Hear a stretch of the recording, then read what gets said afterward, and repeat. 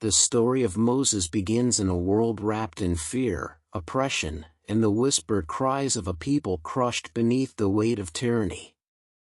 Egypt, the mighty empire that once welcomed Jacob's descendants, had become a place of bondage, shaped by a new Pharaoh who knew nothing of Joseph and feared the growing strength of the Hebrews. He saw their numbers increasing with every passing year, and what should have been a sign of blessing became to him a threat. His heart hardened, he enslaved them, forcing them into back-breaking labor, building cities brick by brick under the scorching Egyptian sun.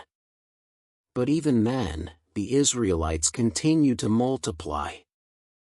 So Pharaoh devised a darker plan, one that sought to fracture the future before it could take shape.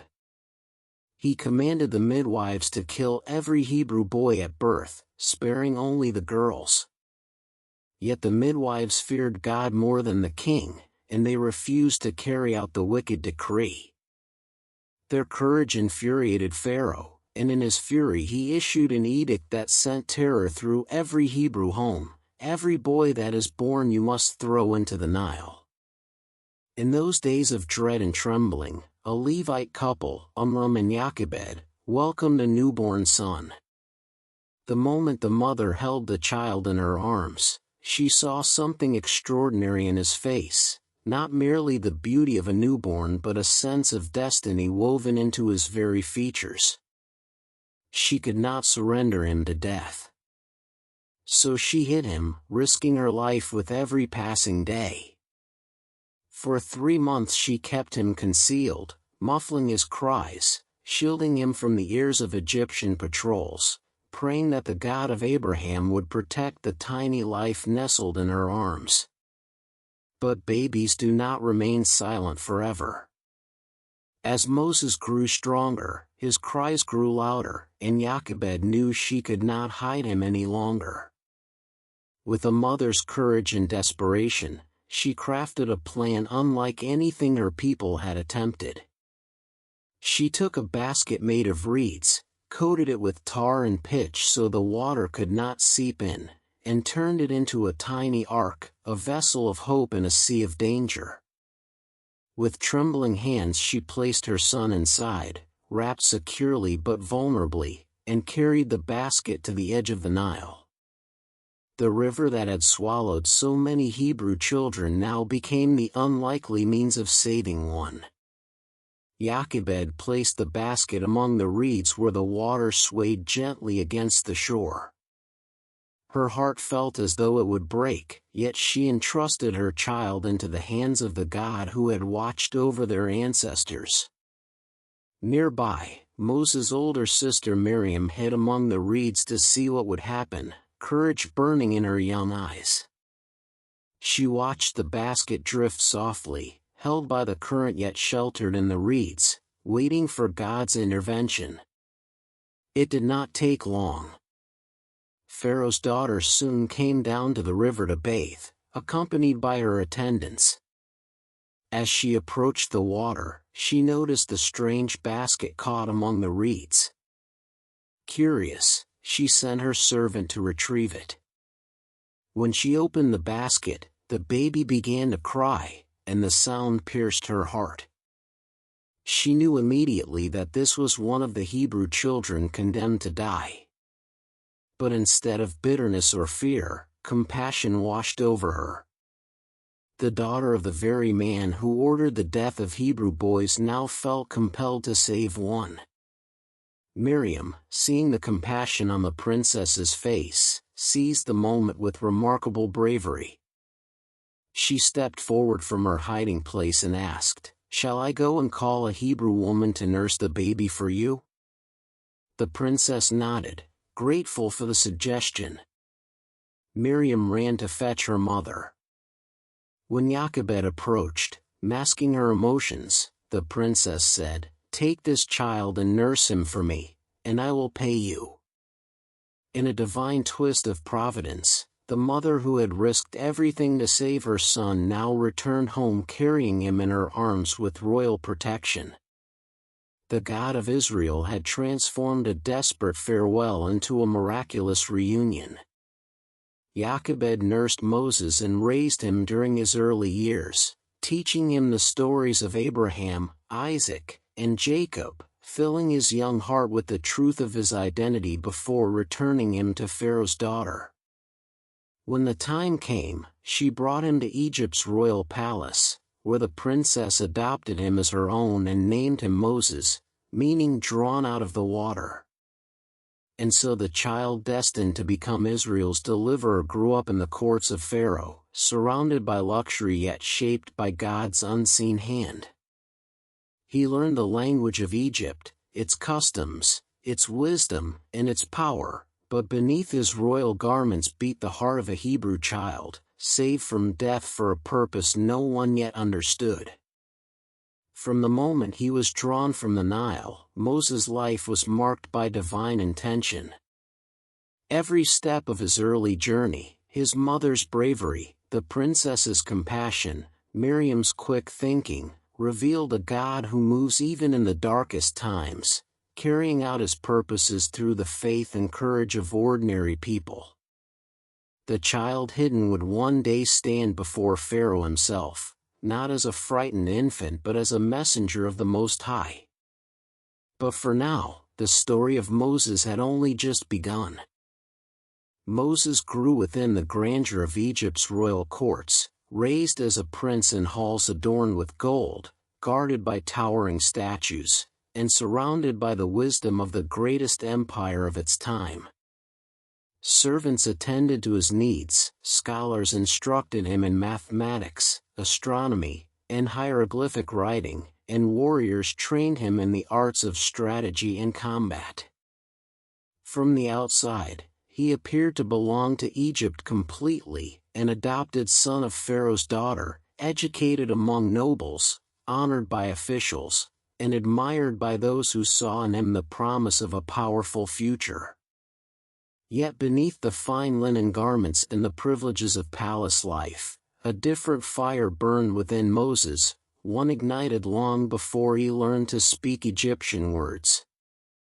For though he lived in the palace, his earliest memories were not of marble floors and carved pillars but of his mother's whispered stories, her tender embrace, and the sacred identity she instilled in him. He was a Hebrew, a child of Abraham, descended from a people chosen by God.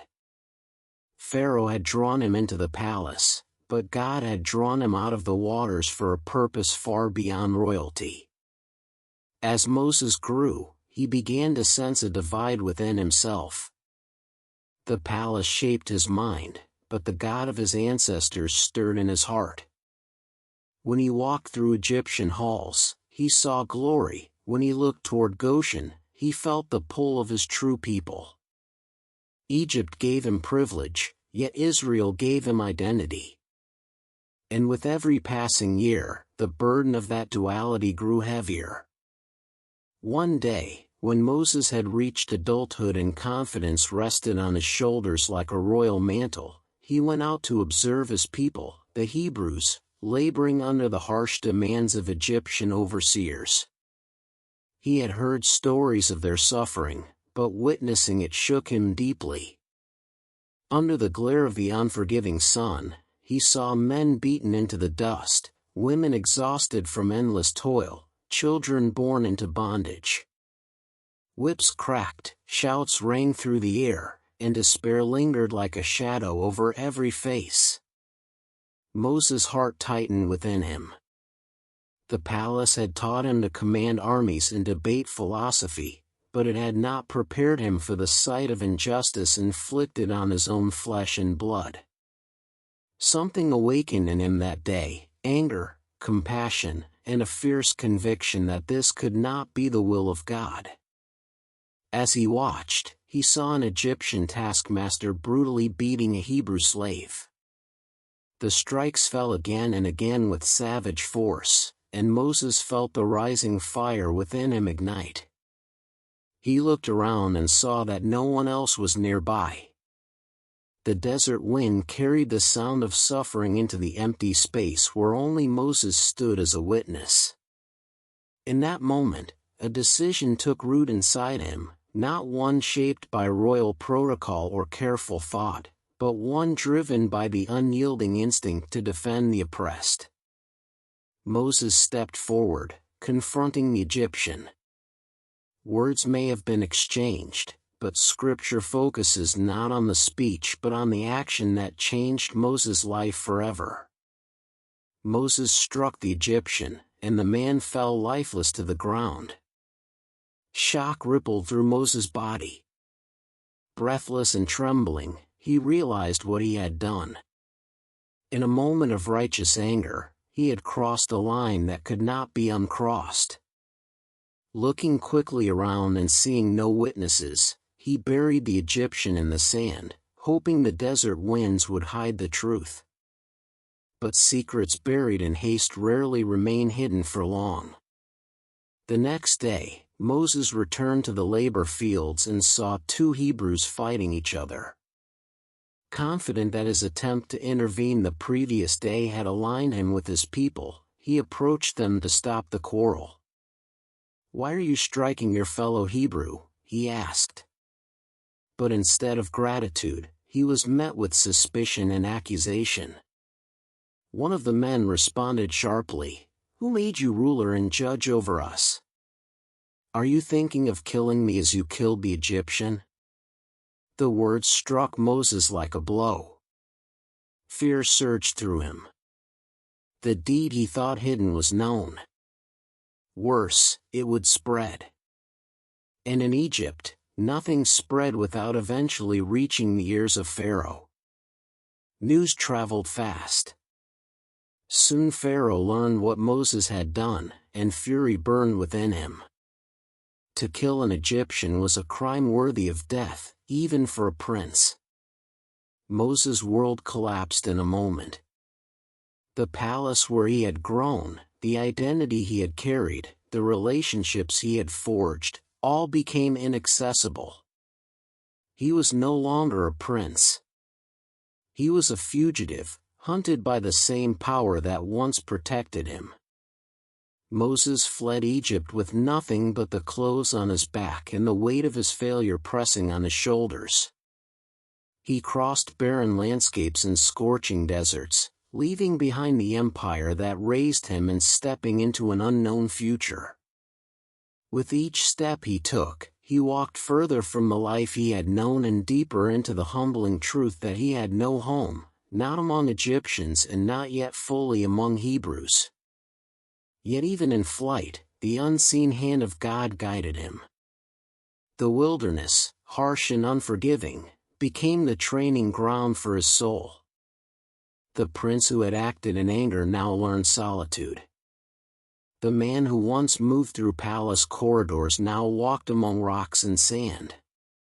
The one who sought justice by his own strength would one day deliver justice by God's power. Moses did not yet know it, but the burden he carried was not the end of his story, it was the shaping of a leader who would stand before kings and speak with the authority of the Almighty. Moses fled Egypt with fear pounding in his chest like a war drum, the burning sun beating against his back as he pushed deeper into the wilderness. The memory of Pharaoh's wrath chased him across shifting sands, and each step carried him further from the only life he had ever known. The once proud prince of Egypt now wandered as a fugitive, stripped of title, privilege, and certainty. Hunger gnawed at him, thirst cracked his lips, and exhaustion weighed on his limbs, yet he pressed on. The wilderness stretched vast and merciless before him, a place where despair swallowed many men. But Moses continued because something deeper, something quiet and divine, kept urging him forward. Days blurred into nights as he moved through barren ravines and silent valleys. Alone under a canopy of stars, he wrestled with the truth of who he was. He was not fully Egyptian, though the palace had shaped his mind. He was not fully embraced by the Hebrews, though their blood ran in his veins. Now, stripped of all outer identities, Moses stood at the threshold of becoming the man God intended him to be. At last, after what felt like a lifetime of wandering, Moses reached the land of Midian, a rugged region east of the Sinai that offered refuge to strangers and shepherds alike. It was here, at a well near the outskirts of the settlement, that his destiny took an unexpected turn. As Moses sat by the well, weary and near collapse, he saw a group of shepherdesses approach. They were the 7 daughters of Reuel, the priest of Midian.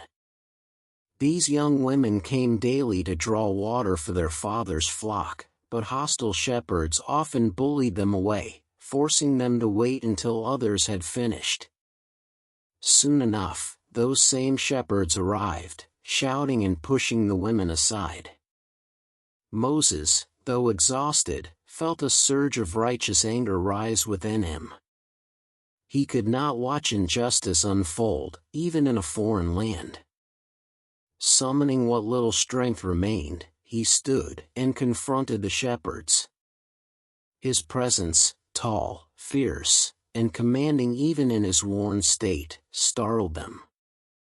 He drove them off and then turned to help the women draw water, filling trough after trough until their flocks were satisfied. The daughters returned home earlier than usual, and their father, surprised, asked how they finished so quickly. "An Egyptian rescued us from the shepherds," they replied, unknowingly referring to Moses by his appearance and accent.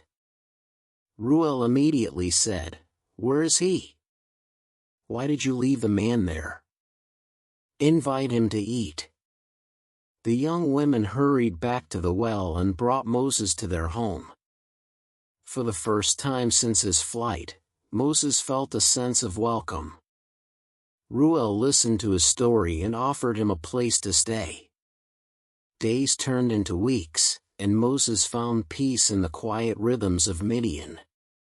He traded the noise of Egypt for the hum of desert winds, the demands of royalty for the simplicity of shepherding. In time Reuel, also known as Jethro, gave his daughter Zipporah to Moses in marriage.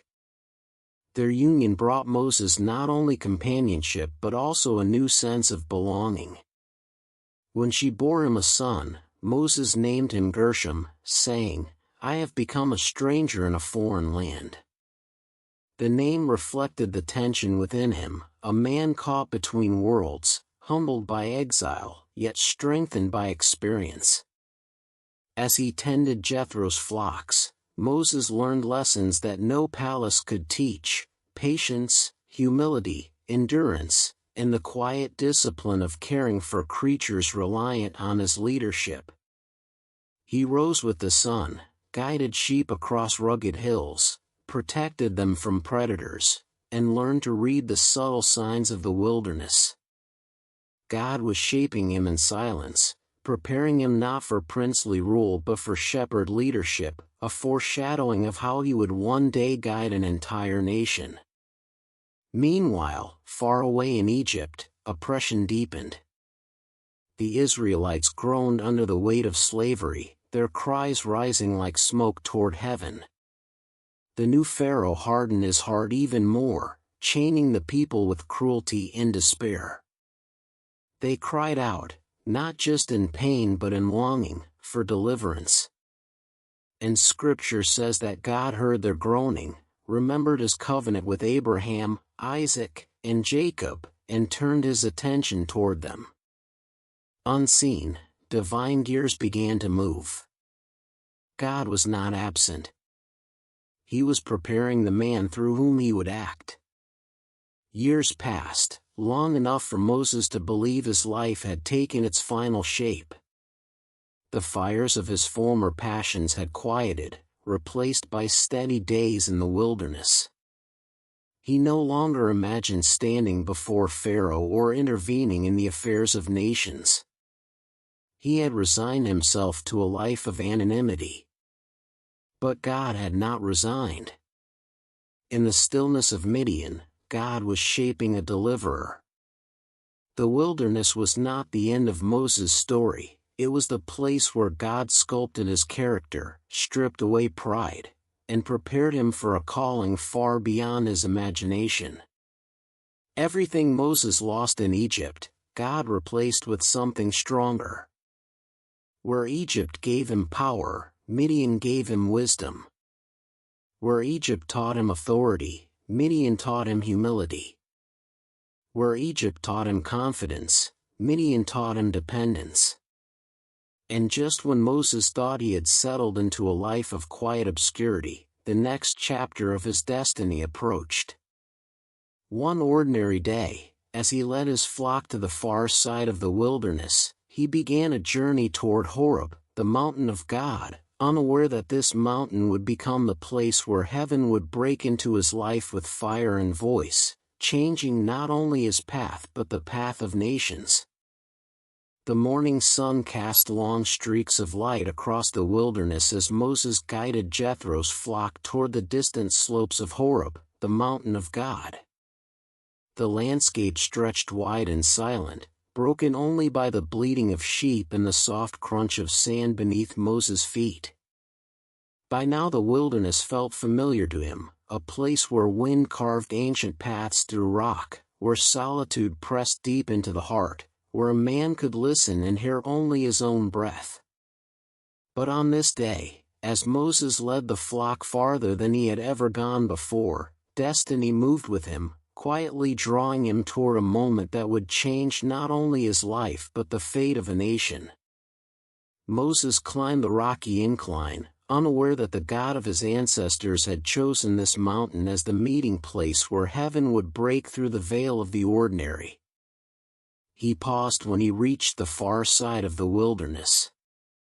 Ahead stood a thicket of scrub bushes, dry and brittle from the desert heat. But among them was one bush unlike the rest, one that burned with a bright, fierce flame, its branches engulfed but not consumed. The fire danced with unnatural brilliance, its light flickering across the rocks like gold poured onto stone. Moses blinked, wondering if the sun had tricked his eyes, but as he stepped closer, he saw clearly that the bush remained whole though fire roared around it. Astonished, he said aloud to himself, "I will go over and see this strange sight, why the bush does not burn up." And so he turned his feet toward the flame, drawn by wonder, curiosity, and a stirring he could not name. As Moses approached, something shifted in the air around him. The wind stilled. The world seemed to hold its breath.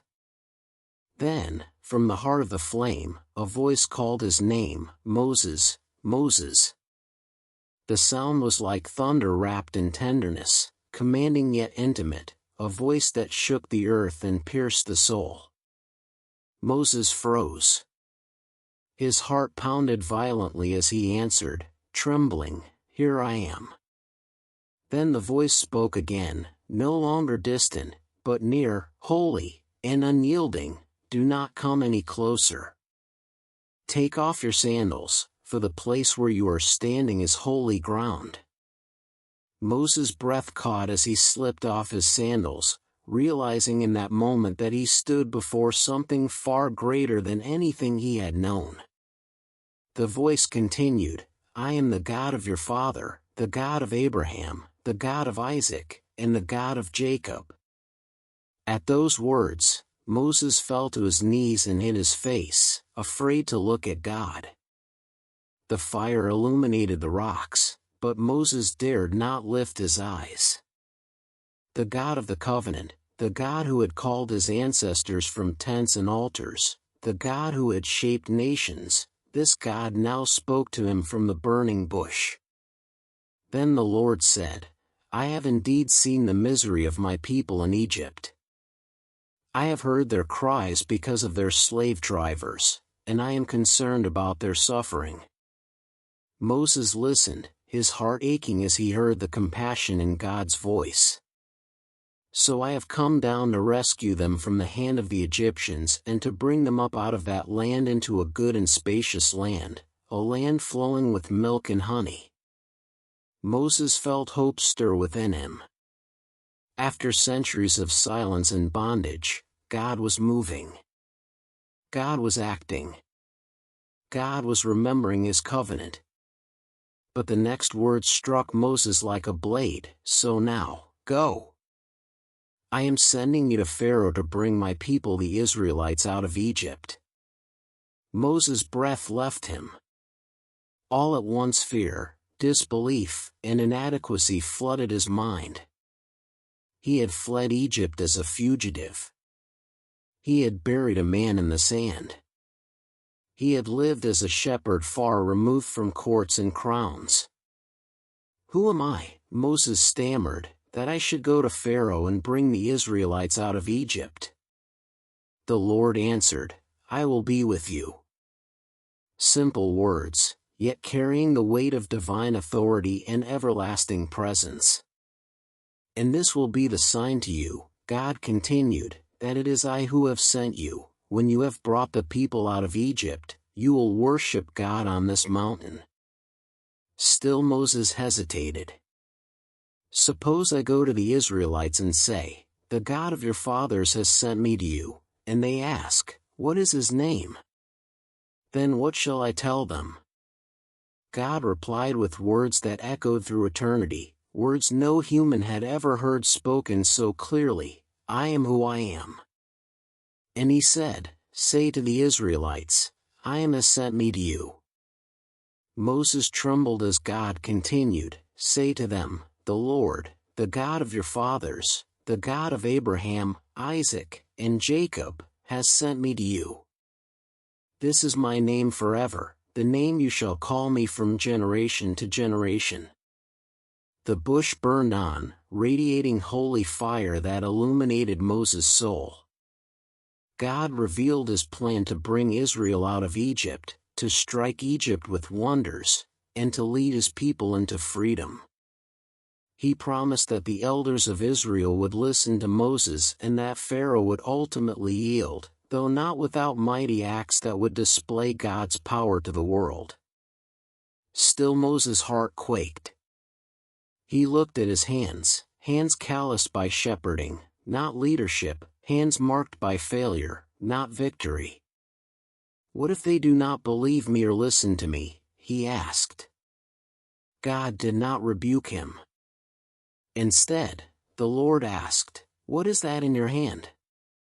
Moses looked down. A staff, he said. Throw it on the ground, God commanded. Moses obeyed, and the staff became a serpent, writhing on the sand.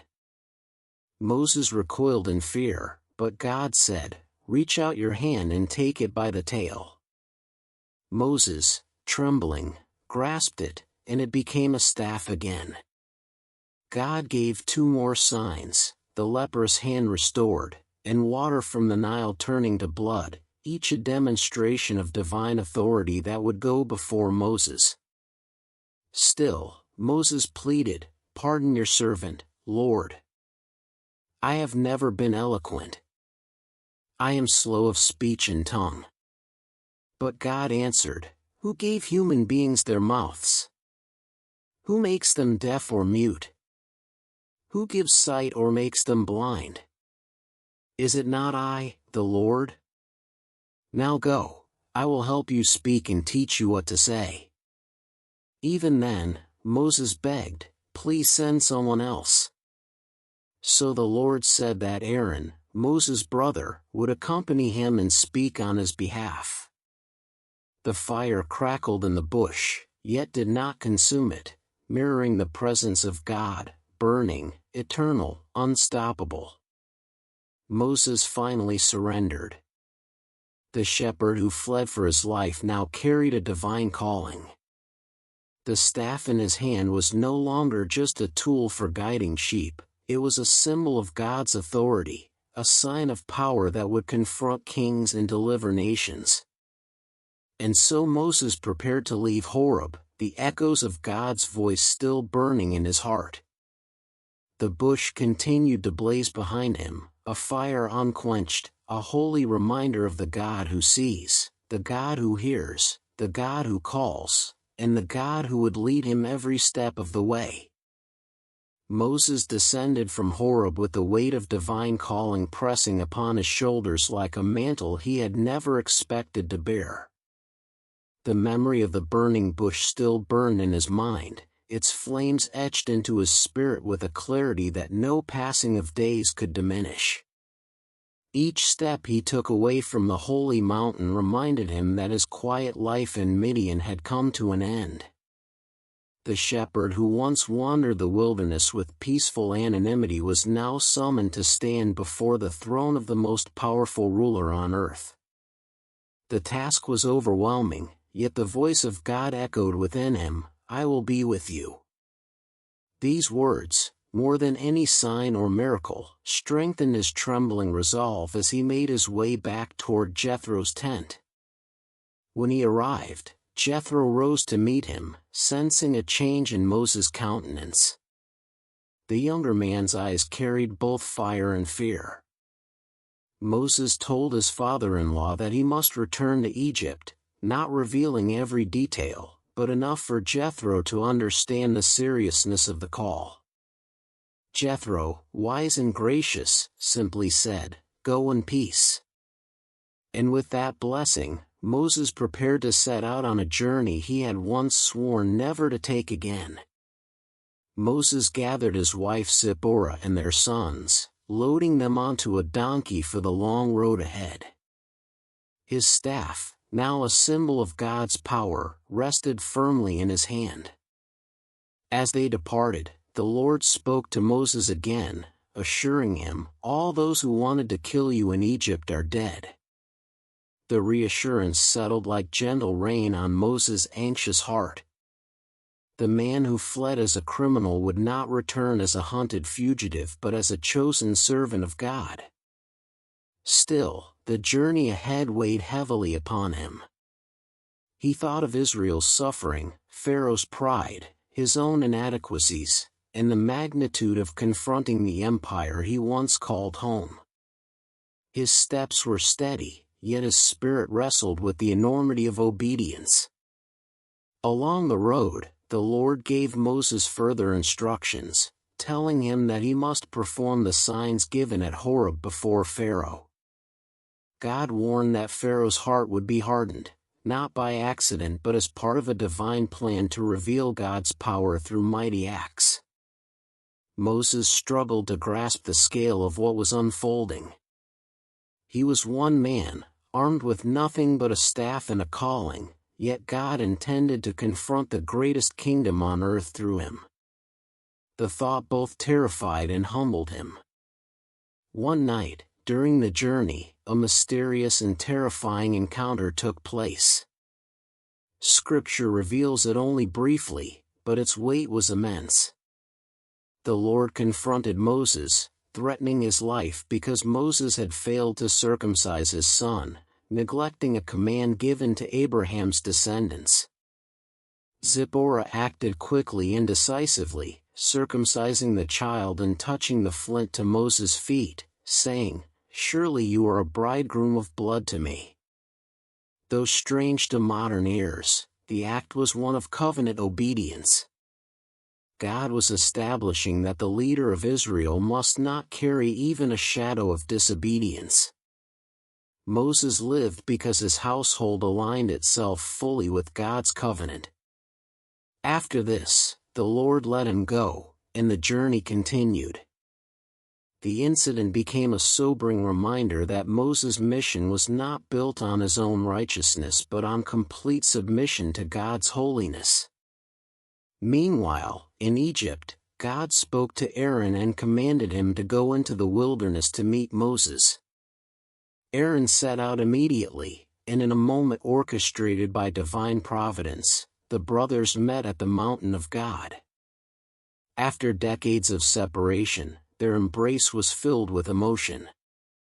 Moses shared everything, the voice from the fire, the signs God commanded him to perform, the call to deliver Israel.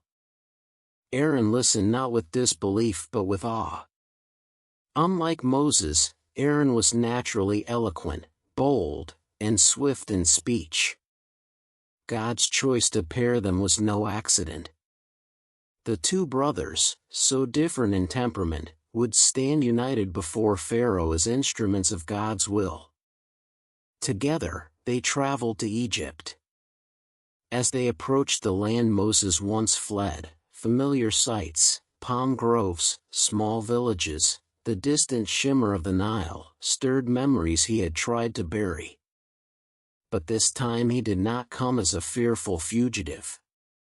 He came as a man sent by the God who rules heaven and earth. When they finally reached Goshen, Moses and Aaron gathered the elders of Israel. Aaron spoke the words the Lord had given, and Moses performed the signs, the staff turning into a serpent, the hand turned leprous then restored. The people watched in astonishment, and when they heard that the Lord had seen their misery and had sent Moses to deliver them, their hearts ignited with hope. They bowed down and worshipped, tasting the first breath of freedom after generations of silence. But Moses knew that facing the Israelites was only the beginning. The true confrontation awaited him in the palace of Pharaoh. The halls he once walked as a prince would now echo with a divine demand, "Let my people go." Moses felt the weight of that phrase settle upon his shoulders. Egyptian courts were places of intimidation, splendor, and immense power. Pharaohs were treated as gods among men, rulers who bowed to no authority but their own.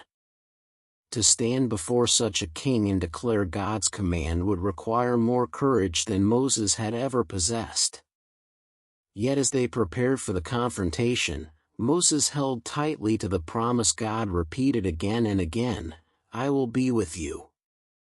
The shepherd who once trembled before a burning bush now walked toward the throne of an empire with a divine fire burning within him. What lay ahead would shake Egypt to its foundations and reveal the majesty of the God who hears, who sees, and who remembers his covenant. Moses did not yet know the plagues, the miracles, or the sea that would split before him. But he knew the one who sent him. And with staff in hand, wife and sons safely settled, and Aaron at his side, Moses took his first resolute steps toward Pharaoh's palace, toward the destiny that awaited him. Moses entered Egypt with the desert's dust still clinging to his robes, yet his posture carried a new authority, the weight of a divine commission that surpassed any royal title he once held. Standing beside him was Aaron, his brother and appointed spokesman, whose confidence steadied Moses' own trembling resolve. The city buzzed with familiar sounds, merchants calling out, chariot wheels grinding against stone, priests chanting prayers to their gods.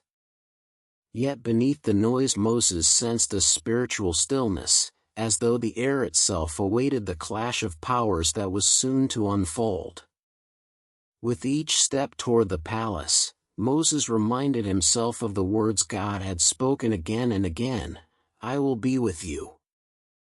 They passed through towering gates adorned with images of falcons, serpents, and sun discs, symbols of Egypt's gods and Pharaoh's supposed divinity.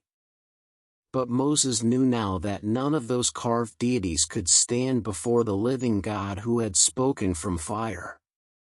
When Moses and Aaron finally stood before Pharaoh, the court glittered with gold, polished marble, and embroidered banners. Officials lined the halls, their eyes sharp with curiosity and disdain.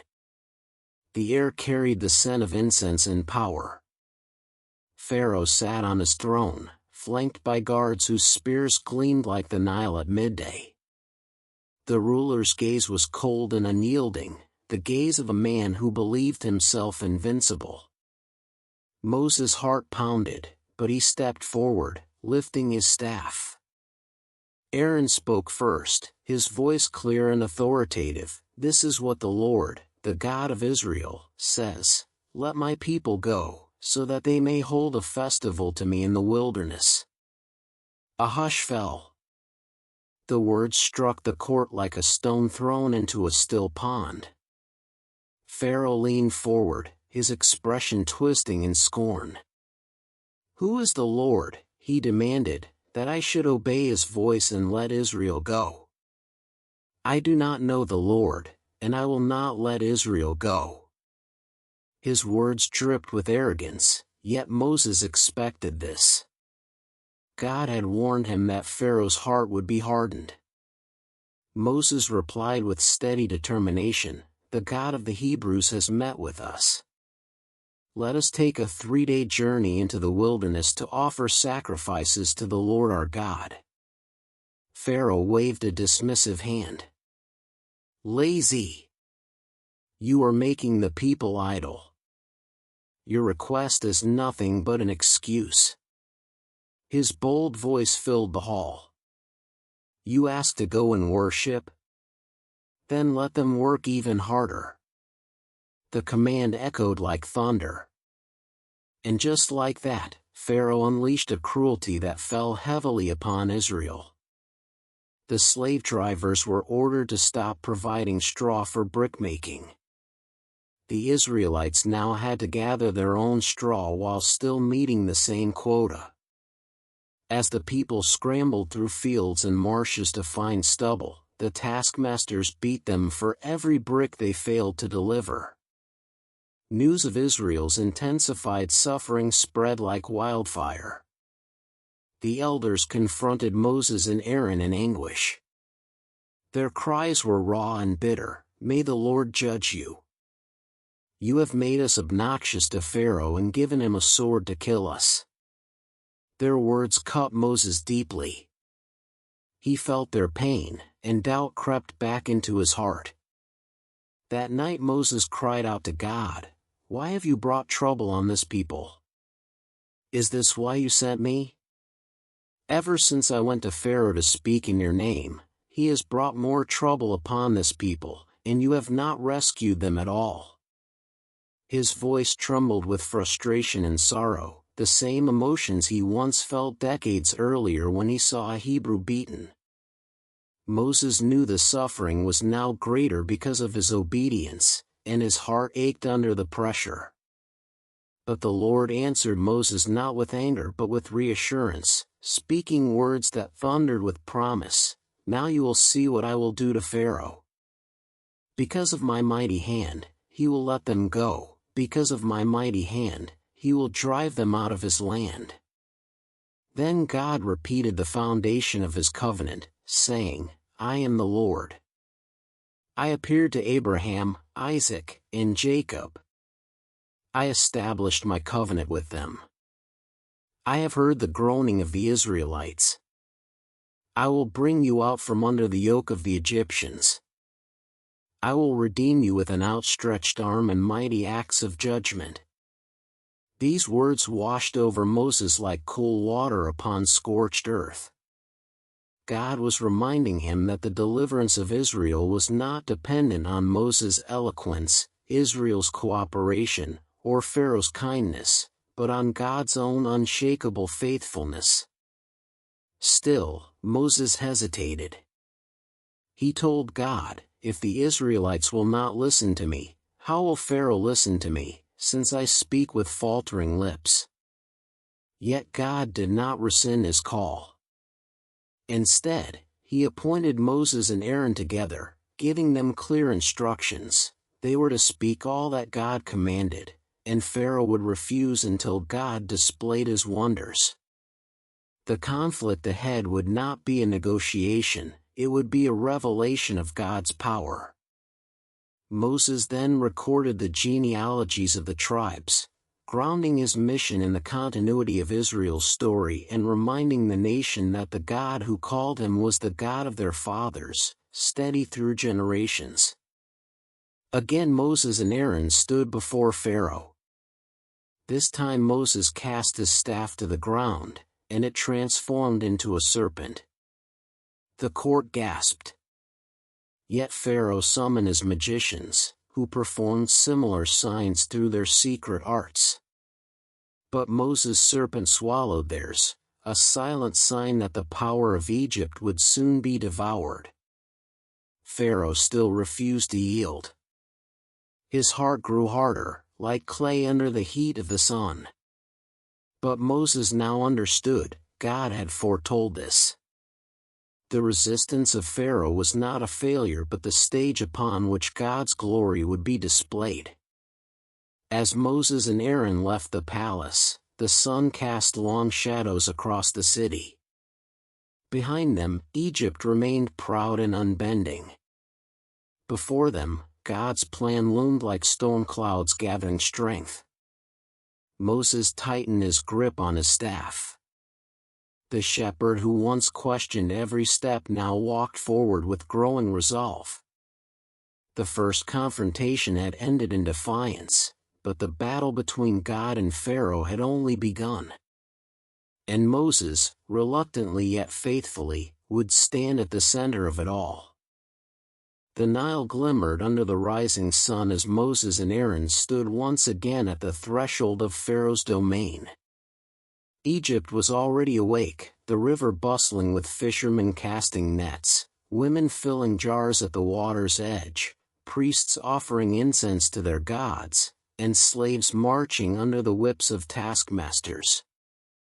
The familiar hum of Egyptian life filled the air, but beneath the surface of this ordered world, something had begun to tremble. Moses felt it in the stillness of the morning, in the quiet tension coiled within his spirit. God had told him that Pharaoh's heart would be hardened again and again until the full weight of divine power was displayed. The thought filled Moses with both dread and awe. Today, the judgments of God would begin, and Egypt, so proud, so certain, so unshakable, would face the living God in a way it had never imagined. God instructed Moses to confront Pharaoh early in the morning as he went out to the Nile. Pharaoh believed the river was sacred, the source of Egypt's power and life. To meet him there was no accident, it was a direct strike at the heart of Egypt's identity. Moses and Aaron reached the riverbank just as Pharaoh approached with his attendants. The king's expression hardened the moment he saw them, but Moses stepped forward with steady boldness. Aaron lifted his voice and proclaimed, "The Lord, the God of the Hebrews, has sent us to say to you, 'Let my people go, so that they may worship me in the wilderness.' But you have not listened." Pharaoh's face remained as cold as stone. Moses then delivered God's warning, "By this you will know that I am the Lord. With the staff that is in my hand I will strike the water of the Nile, and it will be changed into blood." Pharaoh stood unmoved, convinced that the power of Egypt's gods would protect the Nile. Then Moses raised his staff over the river, and at God's command, struck the water. In an instant the Nile transformed. Its surface darkened, deepening into a crimson hue. Fish gasped and floated lifeless to the top. A foul stench rose into the air. The water thickened like blood, and the river that had once sustained Egypt became a symbol of death. Fishermen dropped their nets in horror. Women backed away from the edge, their jars forgotten on the ground. Priests stared in dread, their rituals rendered powerless. The Nile, Egypt's pride, had been judged. Yet Pharaoh refused to bow. His magicians, scrambling to maintain their king's pride, replicated the sign through their secret arts. Though their imitation only worsened Egypt's suffering, Pharaoh seized it as proof that Moses held no unique power. "My heart will not bow," his eyes seemed to say. And so he turned away, unmoved, returning to his palace as though nothing had happened. For 7 days the Nile remained blood, and the people dug along the banks for fresh water, struggling to survive. But Pharaoh's heart grew colder still. When the 7 days ended, God instructed Moses to confront Pharaoh again. Moses warned the king that if he continued to resist, the land would be overrun with frogs. Pharaoh laughed at the threat, frogs were common enough in Egypt. But even his arrogance could not prepare him for what followed. Aaron stretched out his hand with the staff, and suddenly frogs erupted from the riverbanks, ponds, and marshes. They invaded homes, kitchens, beds, ovens, and storage rooms. No place was spared. The tiny creatures covered the land in a living wave, croaking and leaping through every corner of Egyptian life. What had once been a simple creature became an instrument of holy disruption. The magicians again imitated the sign, but this time the imitation only worsened the plague. Pharaoh's composure cracked. He summoned Moses and Aaron, desperation etched across his face. "Pray to the Lord to take the frogs away," he pleaded, "and I will let your people go to offer sacrifices." Moses agreed but added, "You set the time so that you may know there is no one like the Lord our God." Pharaoh, perhaps hoping to regain control, replied, "Tomorrow." Moses prayed, and the next day the frogs died across the land. Heaps of them filled the streets and fields, and the stench grew unbearable. But when Pharaoh saw relief, his heart hardened again. He broke his promise, refusing to release the Israelites. Then God sent the third sign. Without warning, Aaron struck the dust of the ground with his staff, and the dust became gnats that swarmed across Egypt.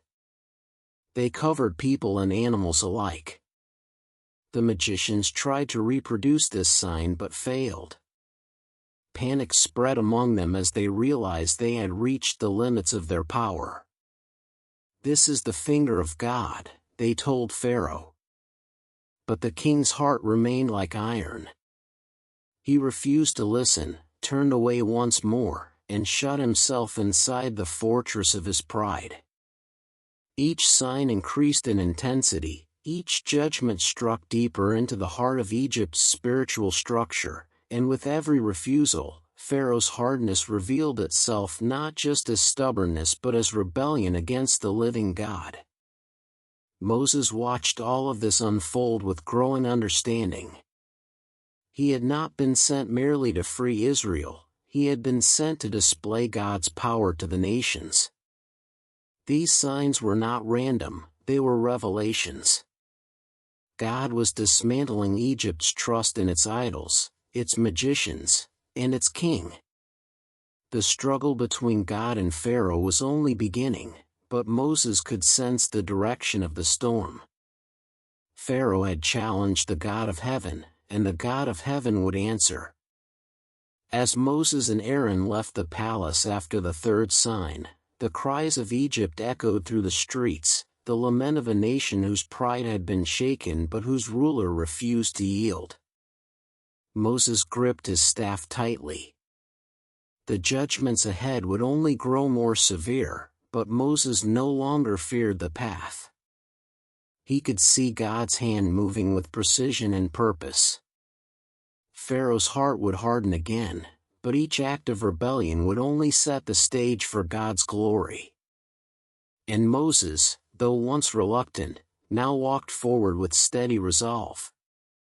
The deliverance of Israel was not a distant hope, it was a promise unfolding step by step.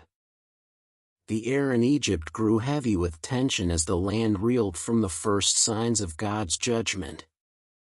The Nile had bled, the frogs had swarmed, the gnats had risen from the dust, yet Pharaoh's heart remained unbroken. Moses felt the weight of every refusal, each one a doorway to greater suffering. But he also sensed something deeper beneath it all, a divine strategy unfolding with precision. God was not merely punishing Egypt, he was revealing himself. Every plague struck at the foundation of Egypt's false gods, exposing their impotence and magnifying the sovereignty of the Lord. And so, when God spoke again, Moses did not hesitate. He and Aaron stood ready, knowing the next wave of judgments would push Egypt closer to its breaking point. God told Moses to meet Pharaoh early in the morning once more, as the king went out to the water. When Pharaoh approached, Moses delivered the message with unwavering clarity: "Let my people go, so that they may worship me. If you do not, I will send swarms of flies upon you, your officials, your people, and your houses." But this time, Moses added a detail that struck at the heart of Pharaoh's pride: "But on that day I will set apart the land of Goshen, where my people dwell. No swarms of flies will be there, so you will know that I, the Lord, make a distinction between my people and yours." This was no small claim.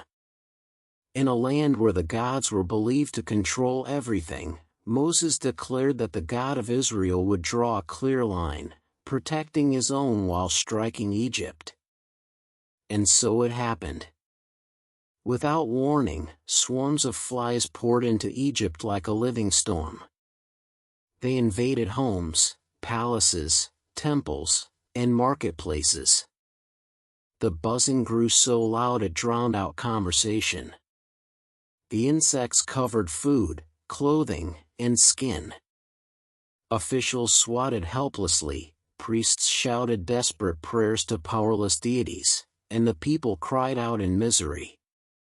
But Goshen remained untouched, calm, still, and clear.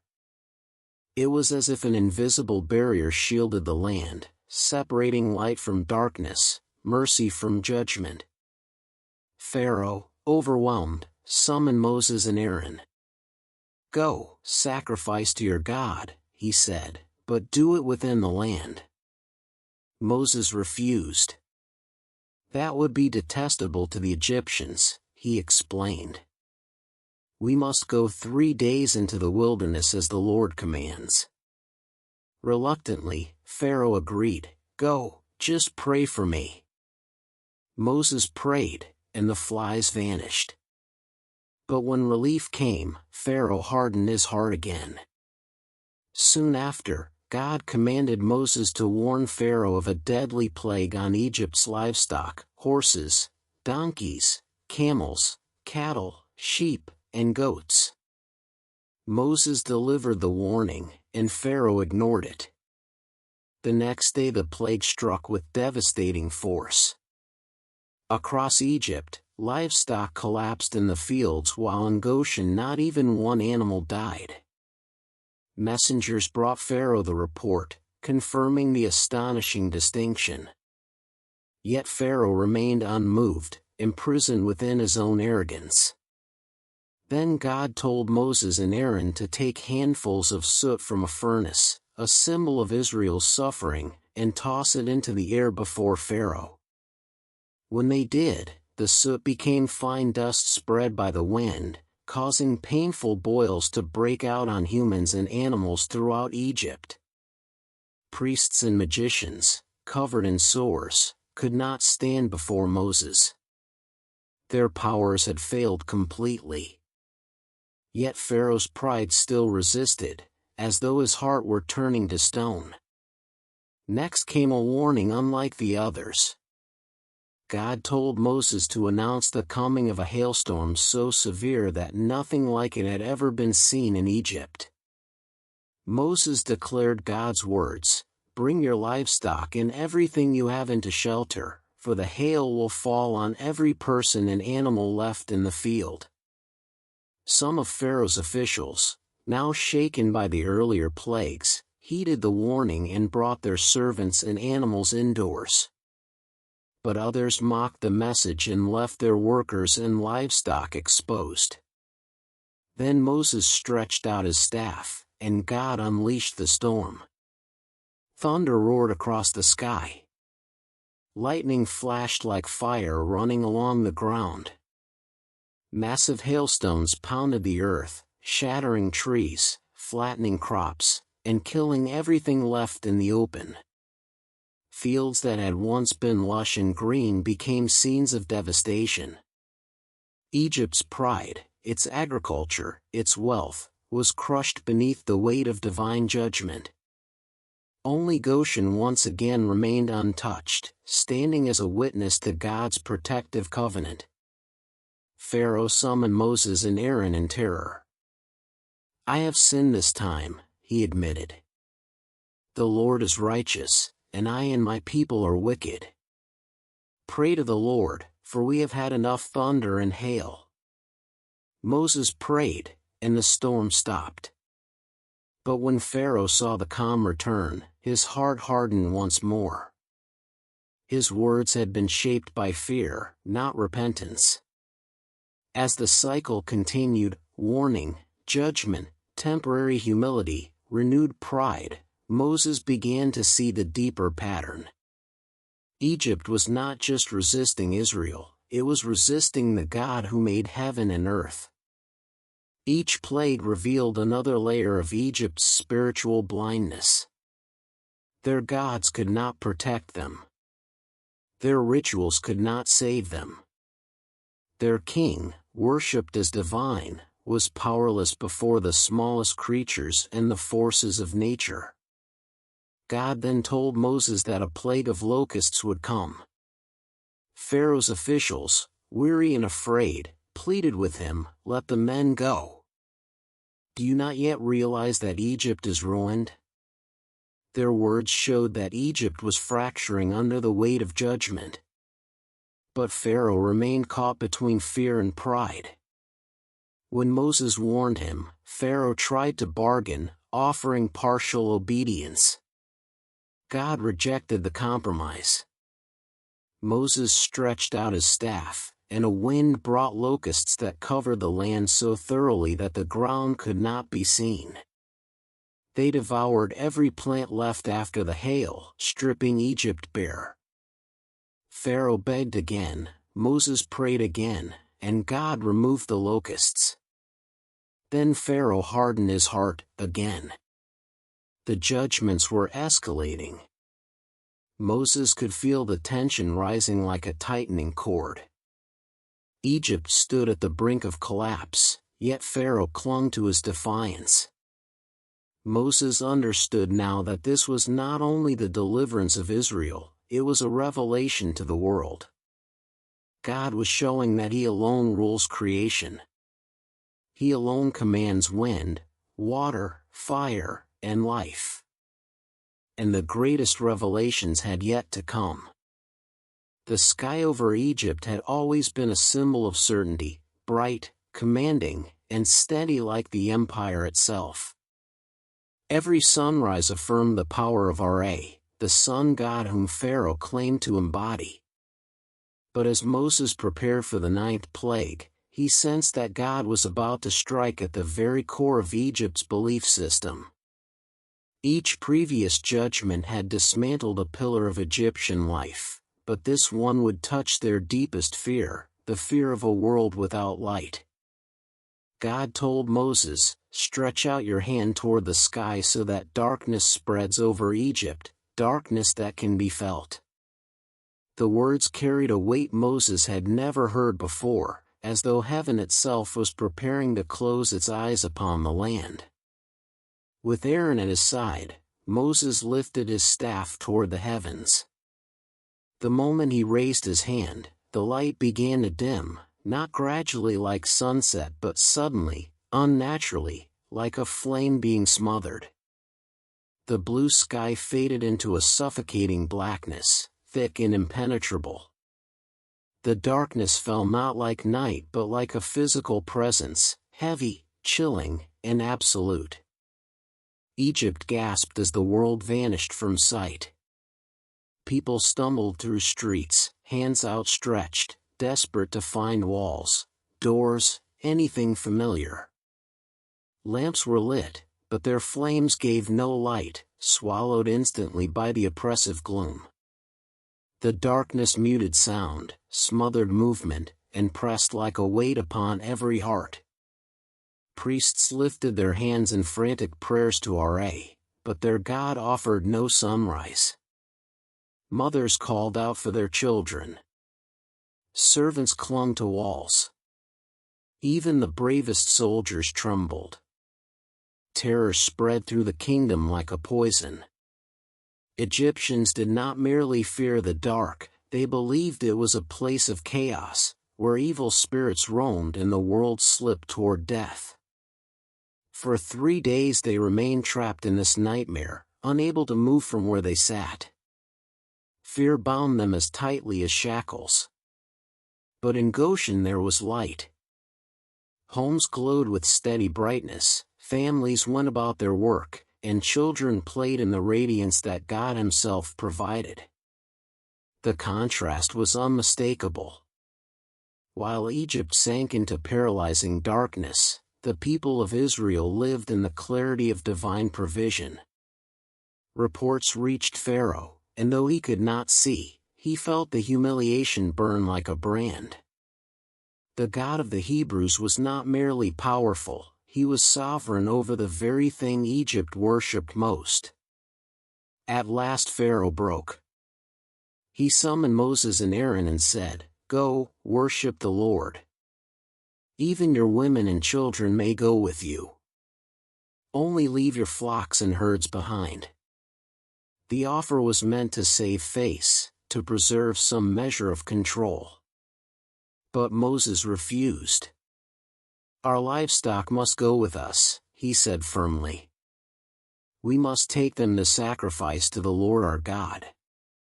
Pharaoh's voice hardened. "No. Leave your animals. That is my final offer." Moses stood unmoved. "Not a hoof will be left behind," he declared. "We will use them to worship the Lord, and we do not know what we must offer until we get there." The room fell silent. Pharaoh's rage simmered beneath the surface, a fury that no longer had the support of gods, magicians, or light itself. He felt stripped of power, yet his pride refused to yield. The darkness outside felt like an echo of his own hardened heart. Suddenly Pharaoh erupted, his voice cracking like a whip, "Get out of my sight. Make sure you never appear before me again. The day you see my face, you will die." Moses met Pharaoh's eyes burning with defiance even in the shadows, and answered, "Just as you say. I will never appear before you again." The words hung in the air, heavy and solemn. Moses knew what they meant. The time of warnings was over. The time of pleading had ended. Pharaoh had sealed his fate with his own lips. God's patience had reached its limit, and the final act of judgment approached like a gathering storm.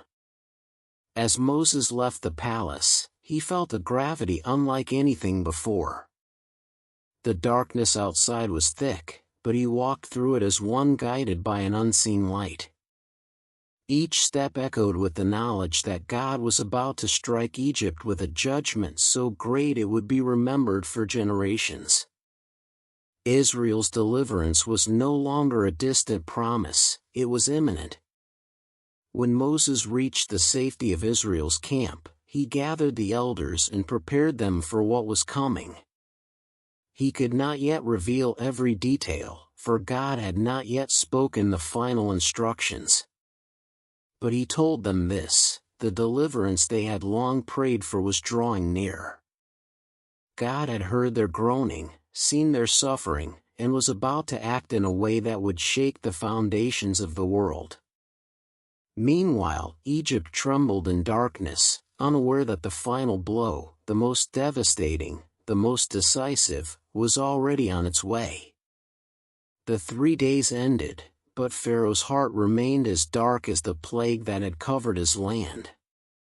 Moses sensed that Egypt stood on the edge of a breaking point, and that the next judgment would not merely humble Pharaoh, it would shatter him. The sun rose again over Egypt, but the shadow of God's hand still hung heavy in the air. The night of deliverance was approaching, and nothing in Egypt would ever be the same again. Moses stood in the quiet of night, the memory of Egypt's suffocating darkness still lingering on his skin like a cold shadow. Though the sun had returned, its warmth could not erase the dread that had settled across the land. Egypt had been shaken to its core, yet Pharaoh remained unbroken, anchored in a pride that defied every sign God had displayed. Moses knew in his spirit that the time for the final judgment was near, a judgment unlike any that had come before. Then the voice of the Lord came to him with solemn clarity, a voice that filled him with both trembling and awe. "I will bring one more plague upon Pharaoh and upon Egypt," God said. "After that, he will let you go. When he does, he will drive you out completely." Moses listened carefully as God revealed what was to come, a revelation so weighty he felt the ground beneath him still. The final plague would strike at the very heart of Egypt, cutting through its pride, its power, and its households. Pharaoh had defied God again and again. Now God would answer in a way that would be remembered for all generations. God instructed Moses to tell the people of Israel to ask their Egyptian neighbors for articles of silver and gold, for God had given the Israelites favor in the eyes of many Egyptians. Fear had softened hearts, and respect for Moses had grown. Throughout the land, whispers circulated, "This Hebrew leader speaks with the power of the divine." People sensed that the God of Israel was not like their gods. He saw, he acted, he judged, and he delivered. The Egyptians, wearied by plagues and frightened by the darkness, pressed gifts into the hands of the Hebrews, hoping to appease the God who had shaken their nation. Moses, now regarded with awe by both Israel and Egypt, gathered the elders. His voice carried authority shaped in the desert and refined by the presence of God. He spoke the words God had given him, words that caused every heart to tremble. "This is what the Lord says, about midnight I will go throughout Egypt. Every firstborn in the land will die, from the firstborn son of Pharaoh who sits on the throne, to the firstborn of the slave girl, to the firstborn of the cattle." The weight of it fell like a stone upon the room. No plague so far had touched human life directly. But Egypt had spilled Hebrew blood for generations. They had drowned Israel's sons in the Nile. Now God would repay justice for injustice. Moses continued, his voice steady though his heart ached with the seriousness of the judgment. "There will be loud wailing throughout Egypt, wailing like no one has ever heard or will ever hear again. But among the Israelites not a dog will bark." God was drawing a line clearer than ever before. Israel would be protected. Egypt would face the consequences of its cruelty and Pharaoh's rebellion. Then, Moses said, "All your officials will come down to me, bowing before me and saying, 'Go, you and all the people who follow you. After that, we will leave.'" The elders listened in stunned silence, their faces pale in the lamplight. Moses' words were not threats, they were divine certainty. Justice was coming, swift and unrelenting. After speaking to the elders, Moses entered once more into Pharaoh's presence. The palace was tense, the memory of darkness still haunting the corridors. When Pharaoh saw Moses, anger flared in his eyes, but Moses spoke without fear. He declared the final judgment plainly and boldly, giving Pharaoh one last chance to understand the weight of his defiance. "This is what the Lord says." Moses proclaimed the coming death of every Egyptian firstborn. Pharaoh's expression did not soften, it hardened. Rage twisted his features. He clutched his throne as though holding on to the last remnants of his power. Moses could see that Pharaoh's heart was no longer merely stubborn, it was spiritually sealed, a heart that had rejected light until only darkness remained. As Moses finished speaking, he turned and left the palace burning with anger. Scripture says, not anger born of pride or insult, but righteous anger at the suffering Pharaoh's stubbornness had brought upon his people and upon the nation of Egypt. Moses walked through the palace halls with a heavy but resolute spirit. He knew the next steps would change everything. The final plague would not be a warning, it would be a dividing line between bondage and freedom, between night and dawn.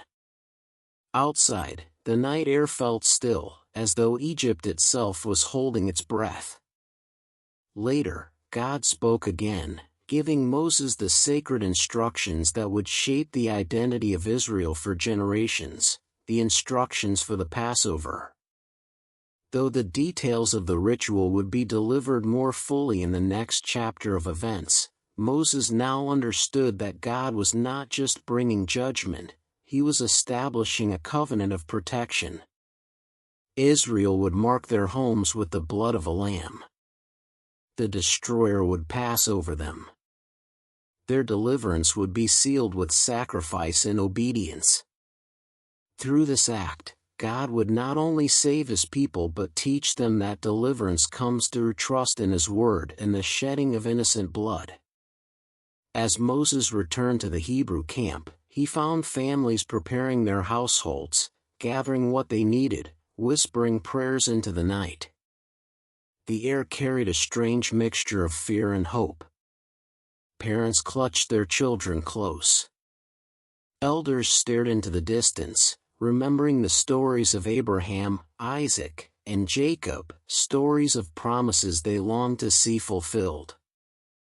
Moses looked over the people, knowing that within hours they would experience both the greatest sorrow Egypt had ever known and the greatest deliverance Israel had ever received. God had said it plainly, after this final plague, Pharaoh would not merely allow them to leave, he would drive them out. The moon hung in the sky like a silent witness. Egypt slept uneasily, unaware that the final warning had already been spoken and that the angel of judgment would soon pass through its streets. Moses stood at the edge of the camp, gripping his staff as the wind stirred the desert dust around his feet. He felt the nearness of God more deeply than ever before. The night of deliverance was approaching, swift, unstoppable, and holy. The camp of Israel moved with a quiet urgency as Moses delivered the instructions God had spoken to him, instructions unlike anything the people had ever heard before.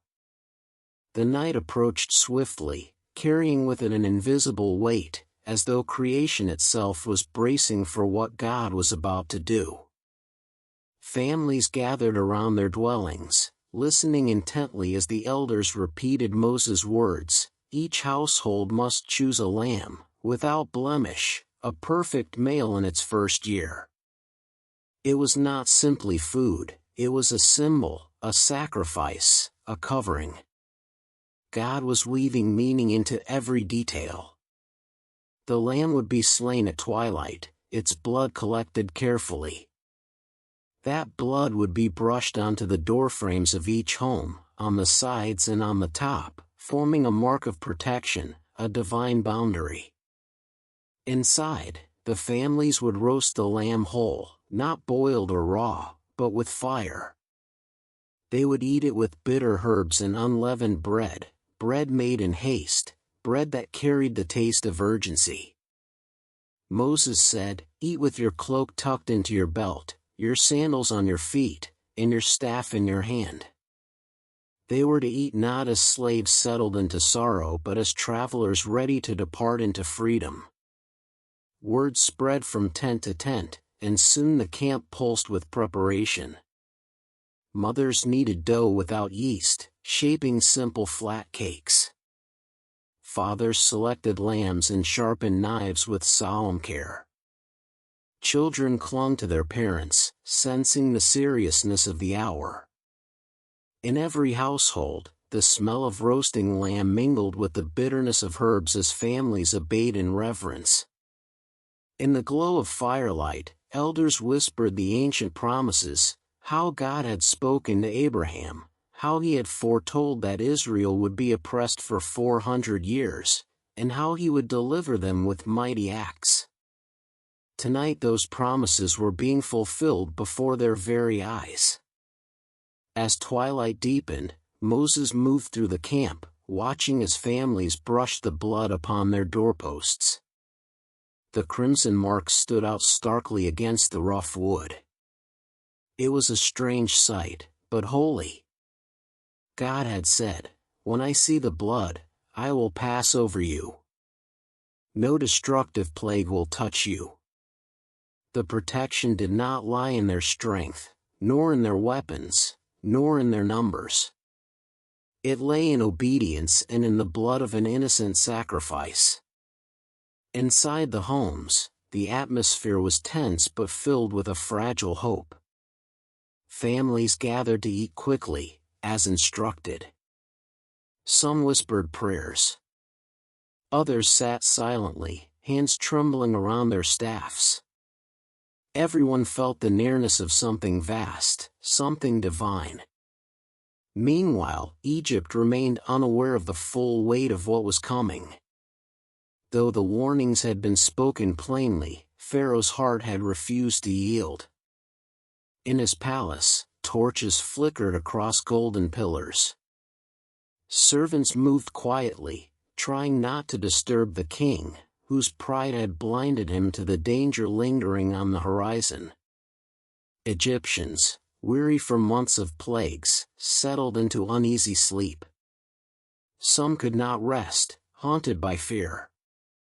Others whispered bitterly about Moses, about Israel, about their own king's stubbornness. But no one, except those who had listened to the Hebrews' warnings, understood that this night would change everything. As darkness settled fully, Moses felt the air grow still, unnaturally still, as though time itself held its breath. The stars shone faintly above the land, but their beauty could not lift the weight pressing on every heart. Inside the Israelite homes, families remained awake, obeying God's command to keep watch. Children sat near their parents, listening to the distant sounds of animals, the crackle of fire, the unsteady breathing of their neighbors. No one spoke loudly. Every whisper carried a sacred tremor. Then, at the appointed hour, God moved through Egypt. No one saw him. No one heard footsteps. But his presence swept with unrelenting purpose from the palace to the poorest hut, from the marketplaces to the fields, from the temples of the gods to the homes of common laborers. And everywhere the blood was not found, death entered. It began in silence, but soon that silence shattered. Cries erupted across Egypt, rising like a wail that tore through the night. Mothers found their firstborn sons cold and still. Fathers collapsed in anguished disbelief. The wealthiest households and the humblest huts were struck alike. Even the palace doors could not keep judgment out. Pharaoh himself found his firstborn heir lifeless, the prince who was meant to inherit the throne. The man who defied God for months now fell upon his knees, undone by grief he could not escape. The wailing spread through the streets with a force that shook every wall. No home in Egypt was untouched. Scripture says there was not a house without someone dead. The sound reached even the outskirts of the city, where Israel waited and listened. Inside their blood-marked homes, the Israelites remained protected. No cry rose among them. The presence that brought death to Egypt passed over them, dwelling instead with mercy. The children slept unharmed. The elders breathed softly in relief. Parents exchanged tearful smiles of gratitude. God had kept his promise. Before dawn broke, a frantic pounding sounded through the camp. Egyptian messengers shouted, "Go! Leave! Take your flocks, your herds, everything. Just go. In the palace, Pharaoh, shattered and pale, demanded Moses and Aaron be brought to him. When they arrived, he spoke with a trembling voice, stripped of his arrogance. Up. Leave my people, you and the Israelites. Go, worship the Lord as you have requested. Take your flocks and herds, and bless me also. It was the first plea of a broken man who finally understood the power of the God he had resisted. Moses left the palace with a steady, solemn resolve. He returned to the Hebrew camp, where families were already gathering their belongings. Throughout Egypt, people pressed silver, gold, and clothing into the hands of the Israelites, urging them to leave quickly. God had told Moses this would happen. Israel would not leave empty-handed. Slaves now walked with the wealth of a nation. The great reversal had begun. As the horizon brightened with the first signs of dawn, Israel prepared to march out of the land that had held them in bondage for centuries. The unleavened bread, baked in haste, was packed into bundles. Children clung to their mothers' robes. Men tightened ropes on carts filled with belongings. And in every heart beat a mixture of awe, relief, and rising courage. God had moved. Justice had been done. Deliverance had arrived.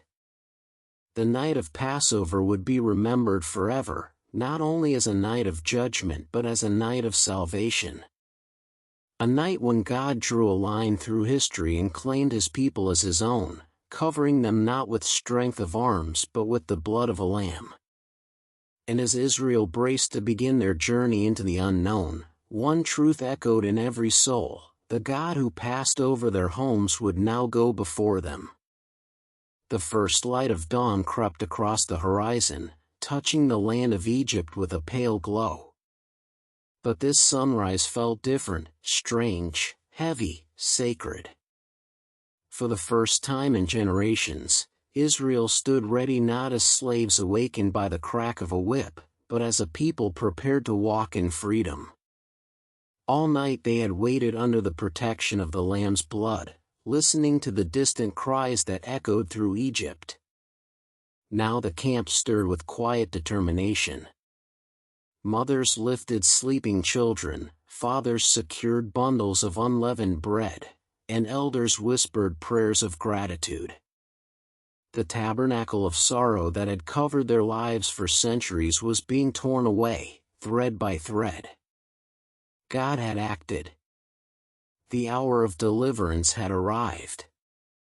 Moses moved through the camp with Aaron beside him, ensuring that every family was prepared.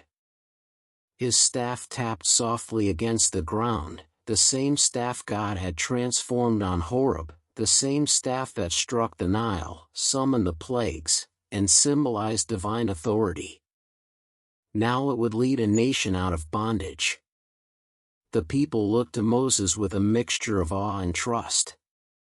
This man who once fled Egypt as a fugitive now stood as the shepherd of an entire people, chosen by God to guide them into a future none of them could yet imagine.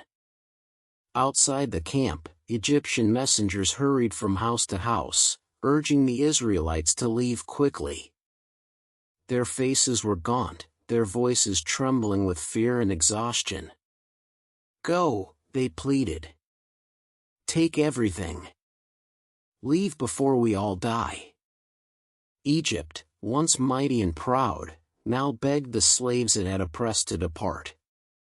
This was the great reversal God had foretold, Israel leaving not in shame but in honor, their oppressors humbled before them. As families gathered their belongings, Egyptians pressed silver, gold, and fine clothing into their hands. God had given the Israelites favor.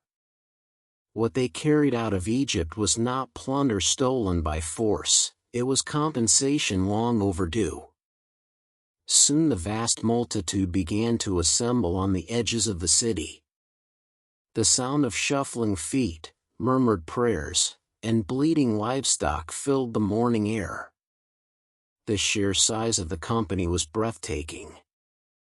Scripture says about 600,000 men on foot, not counting women and children. With families included, the number reached well over 1 million people. A mixed multitude, foreigners who had seen God's power and chose to join Israel, walked beside them. Sheep and goats, donkeys and cattle formed a great caravan stretching farther than the eye could see. It was not the orderly march of soldiers but the movement of a people reborn, messy, hopeful, trembling, and miraculous. Moses stood before them, the staff in his hand catching the morning light. He looked over the vast sea of faces, young, old, weary, eager, fearful, trusting. He remembered the burning bush, the voice that called his name, the promise that God would bring his people out. Now, before his eyes, that promise unfolded like a river bursting from a long-dammed spring. Moses gave the signal, and the people began their march. Feet that had known only the dust of enslavement now walked toward freedom. Children asked where they were going. Parents answered with shaky smiles, to the land God promised our fathers. No one knew how long the journey would take or what dangers lay ahead. But they knew the God who led them was faithful. They traveled from Ramesses to Sukkot, a trek filled with wonder and uncertainty. The air buzzed with whispered conversations. Some spoke of the plagues, their voices still trembling from the memory of darkness and death. Others spoke of the Passover night, amazed by the protection God had provided. Elders shared stories of Abraham, Isaac, and Jacob, stories that suddenly felt alive, no longer ancient tales but living promises being fulfilled. Children laughed as they ran beside wagons, the taste of freedom sweet and new. The Hebrews had lived generations under the crushing weight of slavery, yet in a single night God lifted it with his mighty hand. During these early steps of the Exodus, Moses reminded the people of God's command concerning the Passover. This night was to be remembered forever.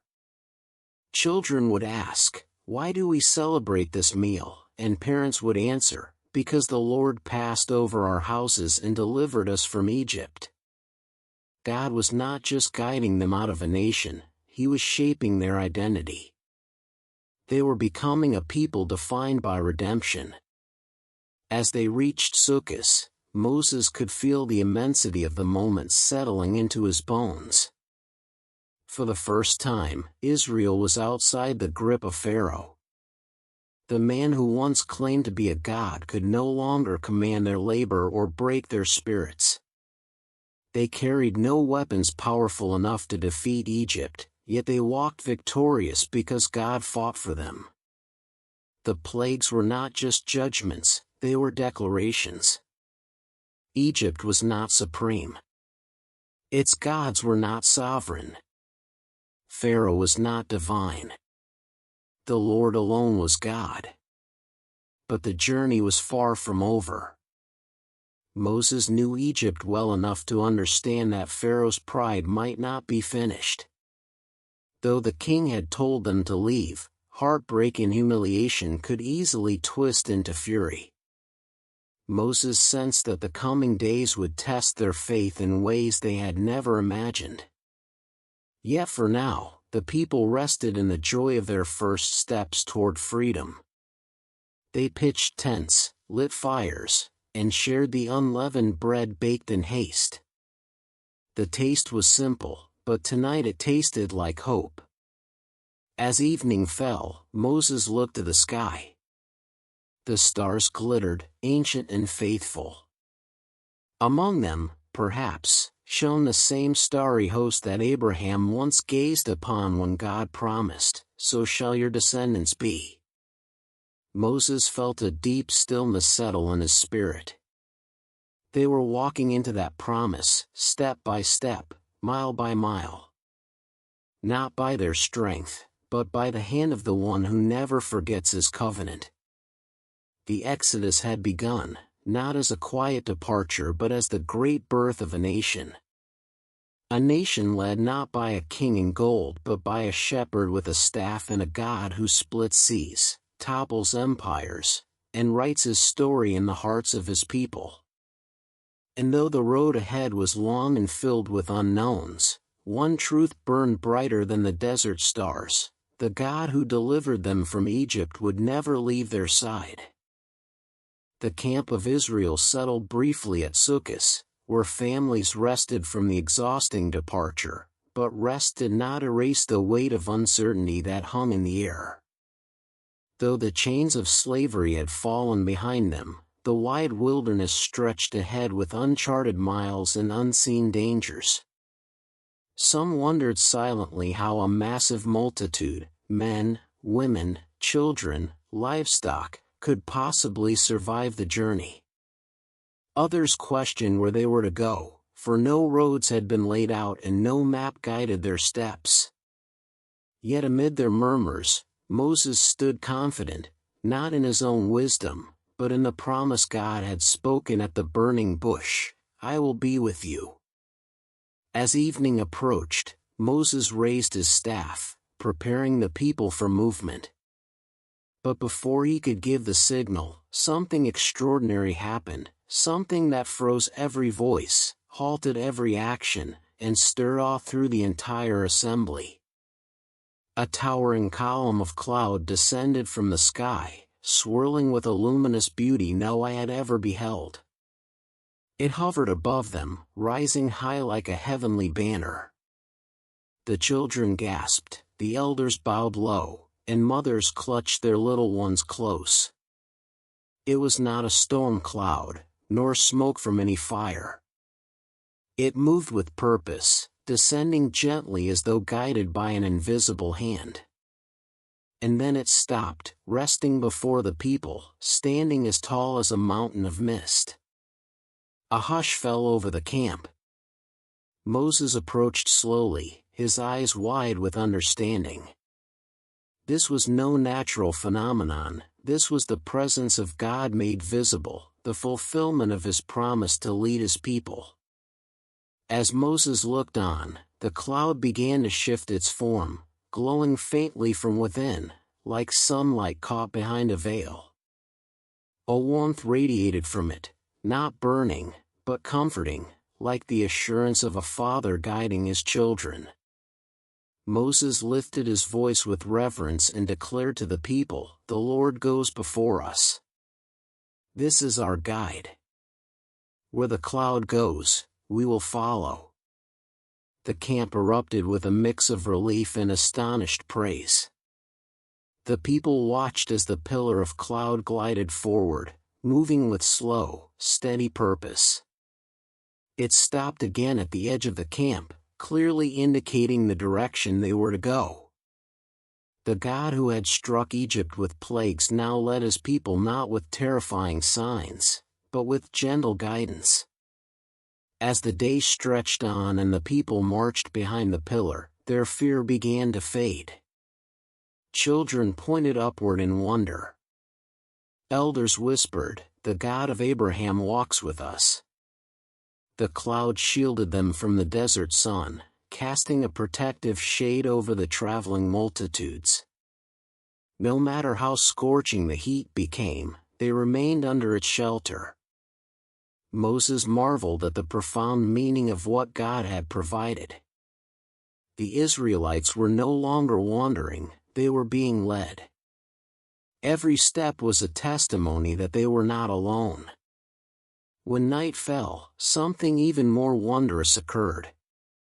The cloud, which had been pale and luminous by day, transformed before their eyes. Its soft glow intensified, brightened, deepened, until the entire pillar blazed with flames of radiant fire. It shone like a living torch, illuminating the wilderness with divine light. Gasps spread through the camp. Children clung to their parents in awe, adults fell to their knees, and elders lifted their hands in trembling worship. The pillar of fire burned without consuming, shone without smoke, and moved without wind. It was the same God who had appeared to Moses in fire at the bush, holy, unchanging, present. And now, the God of fire and cloud guided every step of the people he had redeemed. No predator dared approach the camp under such a light. No enemy dared attack. No traveler stumbled in the darkness. The pillar ensured their safety with a brilliance that no earthly flame could match. The people rested peacefully beneath its glow, the fears of night swept away. For the first time since fleeing Egypt, sleep came easily. Even Moses, who carried the weight of leadership like a mantle of stone, felt his heart settle with renewed strength. God himself was navigating their path. As they journeyed deeper into the wilderness, the pillar moved ahead of them with perfect timing. When it paused, the people stopped and pitched their tents. When it rose and moved forward, the camp quickly packed up and followed. No confusion, no guesswork. It became the rhythm of their new life, trusting the God who led. Rumors spread through the camp. Did the cloud shimmer differently when danger was near? Did the fire burn brighter when God wanted their attention? People speculated, but Moses understood something deeper. This was not merely guidance, it was relationship. God was dwelling among his people, showing them the way to the promised land and shaping their faith with every step. But even as Israel followed the pillar with growing confidence, Moses sensed that the journey would not remain simple. The wilderness was vast, and Pharaoh, though broken, might yet pursue them. The people were newly freed, but still fragile in spirit. Some whispered worries about food and water. Others wondered about the dangers ahead. Moses knew that God had brought them to this point not for ease but for transformation. The same God who guided them by cloud and fire would shape them into a nation that trusted him fully. As the pillar led them away from the well-traveled trade routes and deeper into barren wilderness, Moses realized God was steering them strategically, not along the shortest path to Canaan, but the safest. God knew that if the people faced war too soon, their hearts might fail, and they might run back to Egypt. So the pillar turned toward the wilderness route, a path that demanded faith but guaranteed protection. By nightfall, the pillar of fire glowed above the camp once more. Families gathered beneath its light, speaking of the God who guided them. Parents told their children, "Remember this. The Lord leads his people." The wise nodded, the fearful rested, and the hopeful looked ahead with brightening eyes. For though the wilderness stretched out before them, the presence of God stretched farther still. The pillar of cloud by day and the pillar of fire by night did not leave its place before the people. It stood as a promise that God would never abandon them, not in hunger, not in danger, not in doubt. And as Israel lay down to sleep once more under the firelit sky, a quiet truth filled every heart: the God who delivered them from Egypt was also the God who walked beside them through every step of the wilderness. The peaceful rhythm of the Israelite camp, guided each day by the pillar of cloud and each night by the glowing pillar of fire, was suddenly disrupted by events unfolding far behind them, events they did not yet know would soon shake their world. While Israel journeyed deeper into the wilderness toward the shores of the Red Sea, Egypt was drowning in grief. The cries from the night of the firstborn still clung to the palace walls, echoing like a wound that would not close.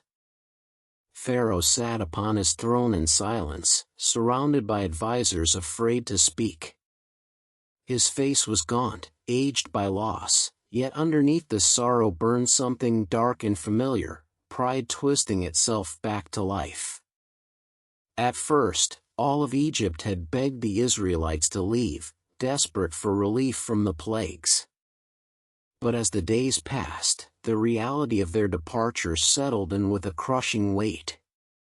The nation that once depended on Hebrew labor now found itself helpless. Fields lay unattended. Workshops silenced. Entire districts were eerily empty without the slaves who had built Egypt's glory. And as Egypt looked upon these losses, whispers began to spread. Advisors murmured, "What have we done? We let them go. We released the strength of our land." The grief that had broken Pharaoh now hardened into fury. Pharaoh rose from his throne, his eyes blazing. "Why have we done this?" he thundered. "Why have we allowed Israel to go, leaving us without servants?" His advisors flinched at the intensity of his voice. Though they had once feared Moses and his God, the terror of loss and humiliation now overshadowed that fear. Pride, anger, and desperation, familiar companions of Pharaoh, flooded the hall once more. Slaves had slipped from their grasp, and Egypt could not bear the disgrace. Pharaoh, regaining the arrogance that had defined him for months, gave a command that made every heart in the palace tremble: "Prepare my chariots. Ready my army. We will pursue them." Soldiers rushed from the hall, armor clanging, voices barking orders as the greatest military force in the world assembled to hunt down a nation of former slaves. Outside, the streets of Egypt filled with the thunder of chariot wheels. 600 of Pharaoh's finest chariots were brought forth, each manned by elite warriors. Behind them came the rest of the chariots of Egypt, countless in number. Horses snorted and pawed the ground, sensing the tension in the air.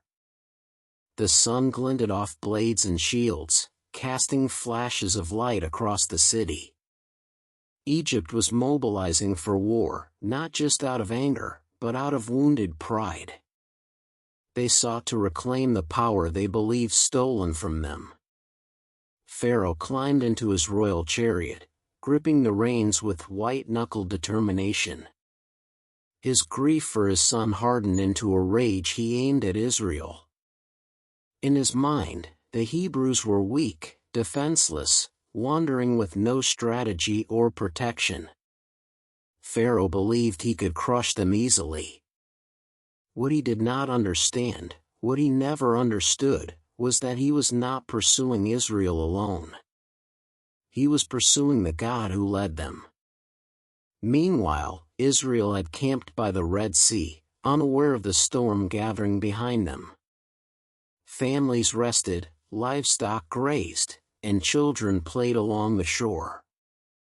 The pillar of cloud had halted at this location, and though the people did not understand why, they trusted the presence that had guided them since Egypt. Moses observed the sea stretching endlessly before them, its waters shimmering beneath the sunlight. Behind them lay the wilderness, rugged and vast. To the untrained eye, it looked like a trap, a dead end with no escape route. But Moses had learned something vital: where the pillar stopped, God had a purpose. As the day wore on, a faint tremor reached the camp. At first, it was subtle, barely noticeable. But then dust rose on the horizon, billowing in growing clouds. Soon, the faint tremor turned into a thunderous roar. The ground shook beneath their feet. People looked up, fear flickering in their eyes. A distant glint of metal caught the sunlight. Then another. And another. Confusion turned to horror as the truth spread among the people like wildfire: Pharaoh's army was coming. Panic erupted. Mothers grabbed their children.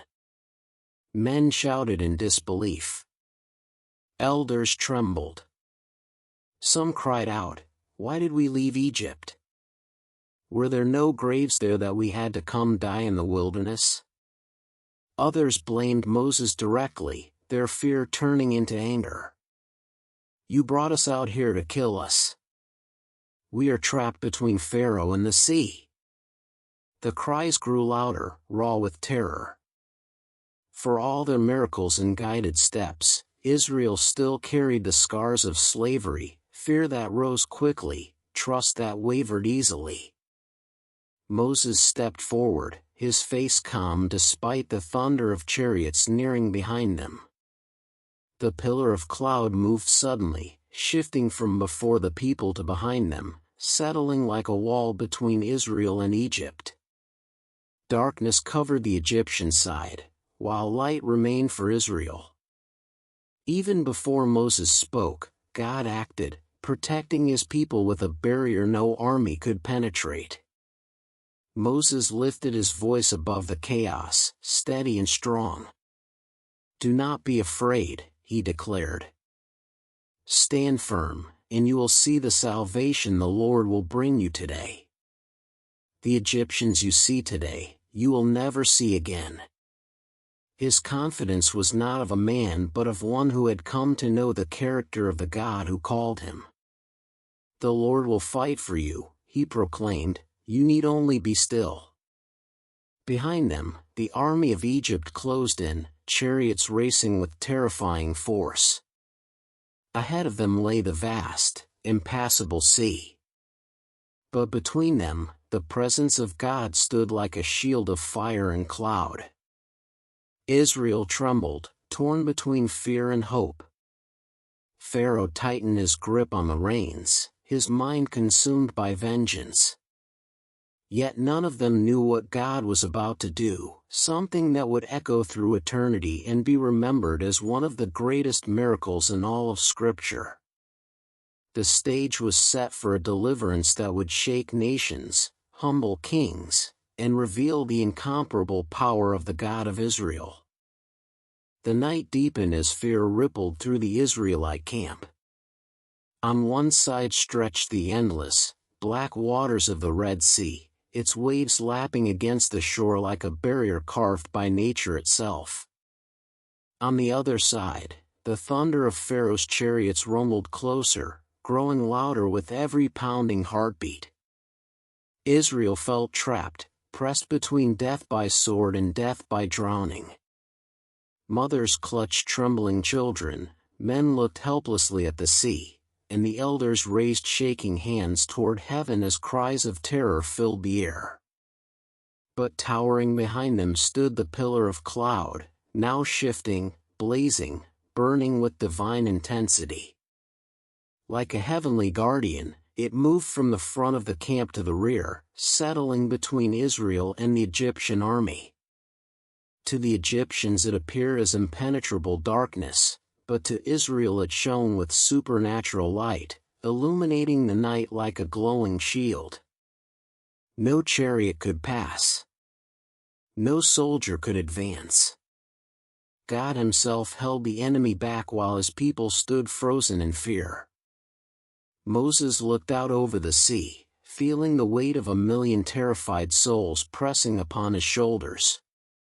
Yet beneath the pressure, he felt something stronger, an unshakable certainty that the God who called him from the burning bush had not brought them this far to abandon them now. Then the voice of the Lord came, firm and commanding, cutting through the night like fire. "Why do you cry out to me? Tell the Israelites to move forward. Lift your staff, stretch out your hand over the sea, and divide the waters so the people may cross on dry ground." Moses' breath caught. The sea, divide? It was impossible. It was unimaginable. Yet Moses had seen the staff become a serpent, seen the Nile turn to blood, seen gnats, hail, and darkness fall at God's command. If God said the sea would open, then the sea would open. With renewed strength, Moses turned to the people. "Move forward," he shouted, his voice ringing with authority born of faith. The Israelites stared at him, bewildered. "Move forward, into the water?" But the pillar of fire behind them cast a light that steadied trembling hearts. Something divine was about to happen. Moses stepped toward the water's edge. The wind began to rise, first a gentle stir, then a powerful gust. The waves churned, whipped by a force not of nature but of heaven. Moses planted his feet firmly in the sand, lifted his staff, and stretched his hand over the sea. The wind roared louder, so fierce it shook the garments on the people and pulled at their cloaks. It tore across the waters with unstoppable strength. The sea responded, not with chaos but with obedience. Walls of water rose from the depths, towering higher and higher, parting before the mighty breath of God. The seabed, moments ago drenched and muddy, became dry ground. A pathway stretched from shore to shore, illuminated by the fiery glow behind them. The people gasped, shouts of disbelief and awe filling the night. Children clung to their parents, their eyes wide with wonder. Elders wept openly, overwhelmed by the miracle unfolding before their eyes. The sea itself made way for God's chosen people. Moses lowered his staff slightly, his chest rising with a mixture of reverence and awe. God had done it. The path lay open. "Go," he commanded. The people surged forward, though many hesitated for a heartbeat, staring at the massive walls of water rising on either side, walls that glistened with the reflection of divine fire. But as soon as the first family stepped onto the dry seabed, the rest followed in waves of footsteps, forming a line stretching farther than sight. The sound of thousands walking on ground moments ago buried beneath the sea filled the air, mixed with the thunder of wind and the hum of God's presence. As the Israelites ventured deeper between the parted waters, they felt a strange stillness settle in their souls. Fear slowly loosened its grip. This was not the path of death. This was the path of deliverance. Children touched the shimmering walls of water, marveling at fish swimming beside them as though watching the parade of God's people. Parents whispered prayers of gratitude. Elders murmured psalms, their voices trembling with remembrance. The Lord is our refuge and strength. Step by step, they advanced toward the opposite shore. Behind them, the pillar of cloud continued to block Egypt's view. But as dawn approached, the cloud lifted slightly, and Pharaoh's army saw the impossible, Israel crossing through the heart of the sea. Pharaoh's rage surged once more. Abandoning all reason, he commanded his chariots forward. The army roared in pursuit, horses charging toward the sea with reckless fury. Soldiers shouted war cries as they followed Israel into the path carved by God. But as soon as the Egyptians entered the seabed, the atmosphere shifted. The wind that had opened the sea now turned against Egypt. Confusion swept through the ranks. Chariot wheels wobbled, jammed, and shattered. Horses panicked, rearing violently. Warriors stumbled and fell, cries echoing between the walls of water. "The Lord is fighting for them," they shouted in terror. "Let us flee." But escape was no longer theirs to claim. Israel reached the far shore as the last of their people climbed onto solid ground. Moses turned and looked back. The murmurs of the Israelites fell silent as the voice of the Lord spoke to Moses once more, "Stretch out your hand over the sea." Moses lifted his staff high, his hand rising toward the sky. The wind shifted again, this time reversing with unstoppable force. The walls of water trembled, then collapsed, crashing down upon Pharaoh's army with deafening power. The sea swallowed warriors, horses, chariots, every last one. The waters surged and roared, then stilled, returning to their natural depths. Not one Egyptian survived. Israel stood on the shore, stunned, breathless, trembling, alive. The sea that once trapped them had become their salvation. God had delivered his people completely, utterly, forever. And as the morning light broke across the horizon, every man, woman, and child knew the truth. The God who led them was mighty beyond imagination, faithful beyond doubt, and present beyond fear. This was not just survival. This was victory that would be remembered for generations. The waves of the Red Sea had barely settled back into their natural rhythm when a profound stillness fell upon the people of Israel. The sun rose over the horizon, casting shimmering gold across the waters that had moments earlier swallowed the mightiest army on earth. Men, women, and children stood along the shore, breathless, speechless, overwhelmed by the immensity of what God had done. Their hearts pounded with awe as they stared at the sea that had become both a pathway of life and a grave for their enemies.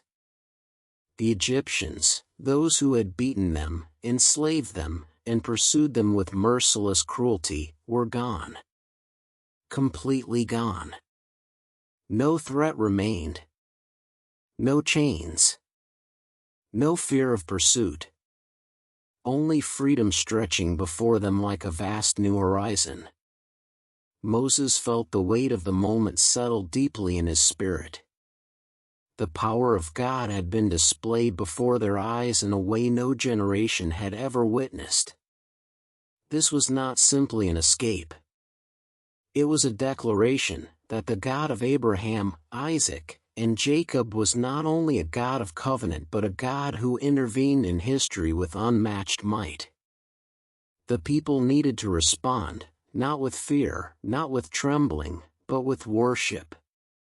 Moses raised his hands, his voice rising above the sound of the gentle waves.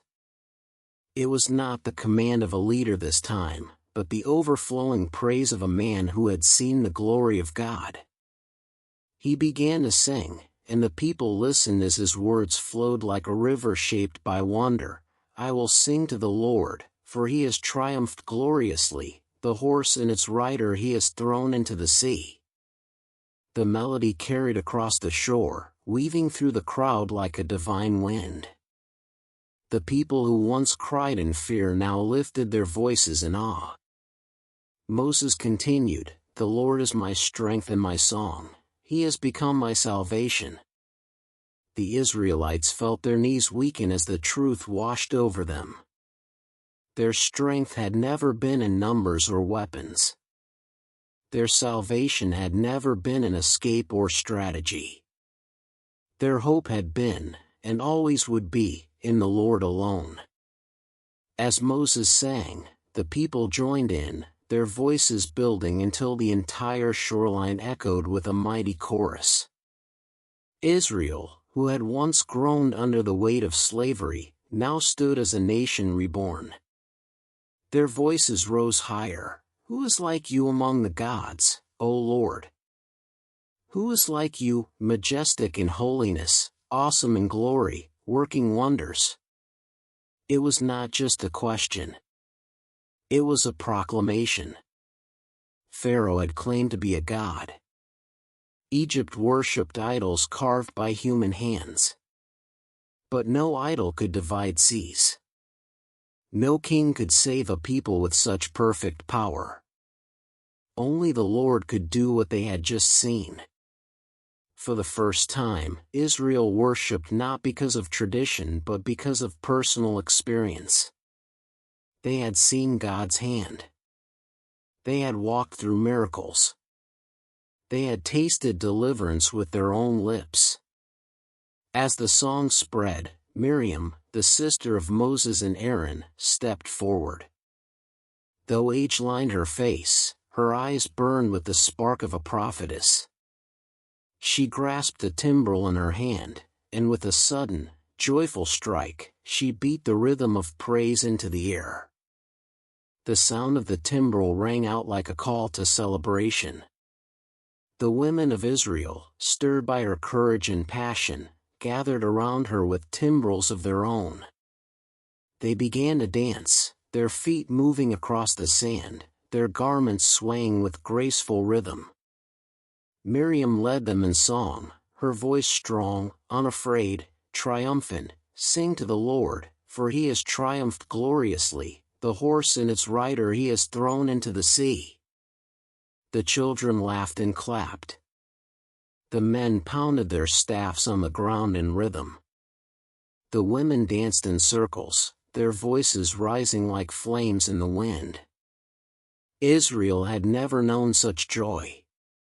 The shore that moments earlier held the tension of fear now pulsed with the sound of freedom.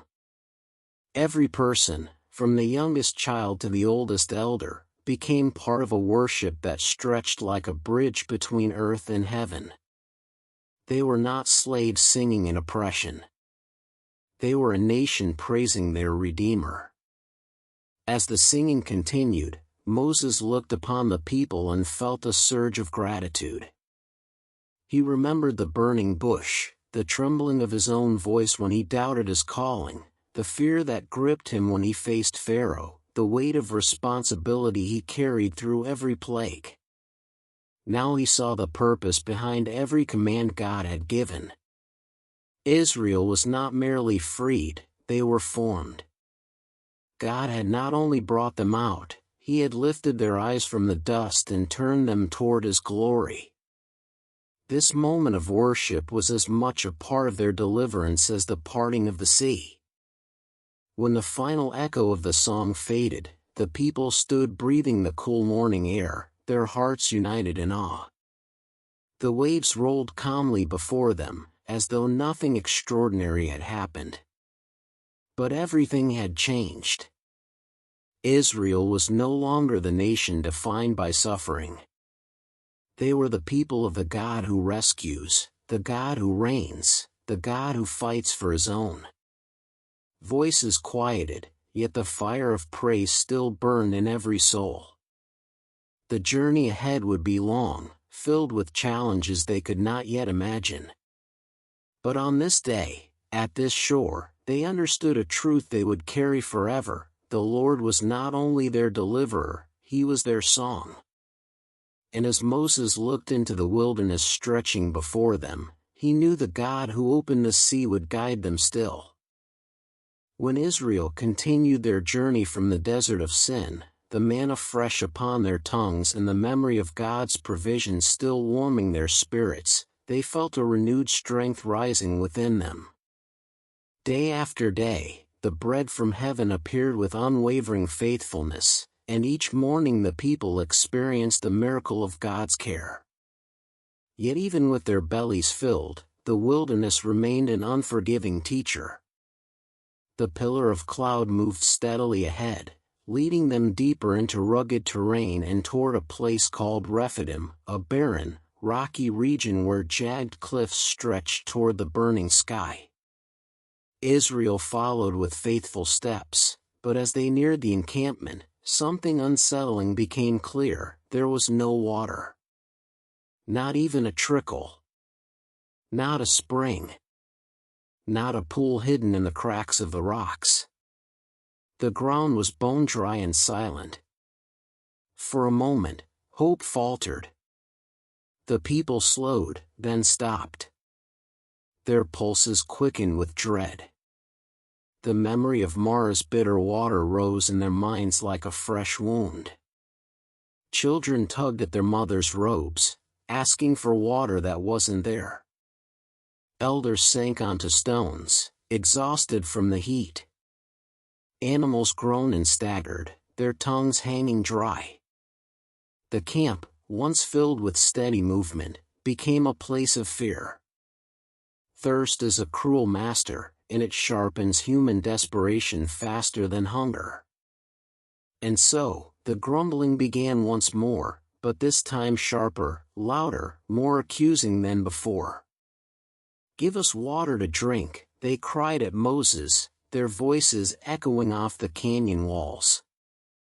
Moses felt their frustration pressing against him like a tightening vice. He lifted his hands in an attempt to calm them, but the people would not be quiet. "Why did you bring us out of Egypt?" they shouted. "Did you bring us here to kill us, our children and our livestock, with thirst?" The words stung Moses deeply. He had carried these people through miracles and wonders. He had led them through seas and deserts. Yet still they doubted, not just him but the God who walked before them in cloud and fire. Their complaints swelled like a rising storm. Some pointed toward the rocks in anger. Others muttered about stoning Moses. Fear skittered through the crowd like sparks threatening a blaze. Moses knew the danger was real. Desperation can make a crowd violent. He stepped away quickly, heart pounding, and cried out to the Lord, "What am I to do with these people? They are ready to stone me." The Lord answered immediately, his voice steady and commanding, "Walk on ahead of the people. Take with you some of the elders of Israel. And take in your hand the staff with which you struck the Nile. Go. I will stand before you on the rock at Horeb. Strike the rock, and water will come out of it for the people to drink." Moses inhaled sharply. Strike the rock? A dry, unyielding slab of stone? Yet Moses knew the staff well. He had seen it turn rivers to blood, summon plagues, part seas. It was not the wood that held power, but the promise of God behind it. Moses gathered the elders, those who had witnessed God's wonders, and led them forward through the rocky terrain. The crowd watched, murmuring anxiously. Some followed at a distance. Others collapsed, too weak to walk further. Moses climbed the uneven stones until he reached a massive rock formation, towering, ancient, immovable. He planted his feet firmly. The elders gathered behind him, their brows furrowed with uncertainty. Moses lifted his staff, the same staff that had been with him since the burning bush. He paused, steadying his breath, listening to the whisper of the wind brushing across the barren landscape. Then, with all the strength he had, he struck the rock. For a heartbeat, nothing happened. The desert held its breath. The people stared in tense silence. Then, a sound like a deep cracking thunder split the quiet. From the solid rock, water burst forth, clear, cold, powerful, gushing like a river unleashed. It poured down the stones in waterfalls, splashing, rushing, filling the dry earth with life. A shout rose from the people, disbelief first, then joy. Children ran forward with cupped hands. Mothers lifted their jars beneath the stream. Elders fell to their knees and drank with trembling gratitude. Livestock pushed their noses eagerly into the flowing water, drinking deeply. Laughter spread like dawn breaking across a dark horizon. The bitterness of complaint melted into the sweetness of relief. Moses stepped back, watching the miracle unfold. His clothes were sprinkled with droplets, and his heart felt both heavy and hopeful. God had answered again. God had provided again. The place of fear became a place of life. Moses named the place Massah and Meribah, testing and quarreling, because the people had tested the Lord, saying, "Is the Lord among us or not?" Yet as the water flowed in Israel refreshed their bodies, A new danger approached, one they did not expect. The Amalekites, a fierce nomadic people who roamed the desert, saw Israel encamped in the vulnerable valley and prepared to strike. Their attack was sudden, ruthless, aimed not at the strong but at the weak, stragglers, children, the elderly. Shouts of warning echoed through the camp. Chaos erupted as the people scrambled to defend themselves.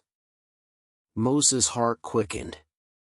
This was no longer hunger or thirst, this was war. Moses called for Joshua, a young warrior with courage in his eyes. "Choose some men and go out to fight the Amalekites," Moses commanded. "Tomorrow I will stand on top of the hill with the staff of God in my hand." Joshua obeyed immediately. The next day, as Joshua led the men into the battlefield, Moses climbed the hill with Aaron and Hur beside him. From the hilltop, Moses lifted his staff high toward heaven. As long as his hands were raised, Israel prevailed. But when his arms grew tired and lowered, the Amalekites gained ground. Seeing this, Aaron and Hur quickly stepped in. They brought a stone for Moses to sit on and stood on either side of him, holding up his hands, one on the left, one on the right. With their support, Moses kept the staff lifted until sunset. Below, Joshua and his men fought with renewed strength, driving back the Amalekites until victory was secured.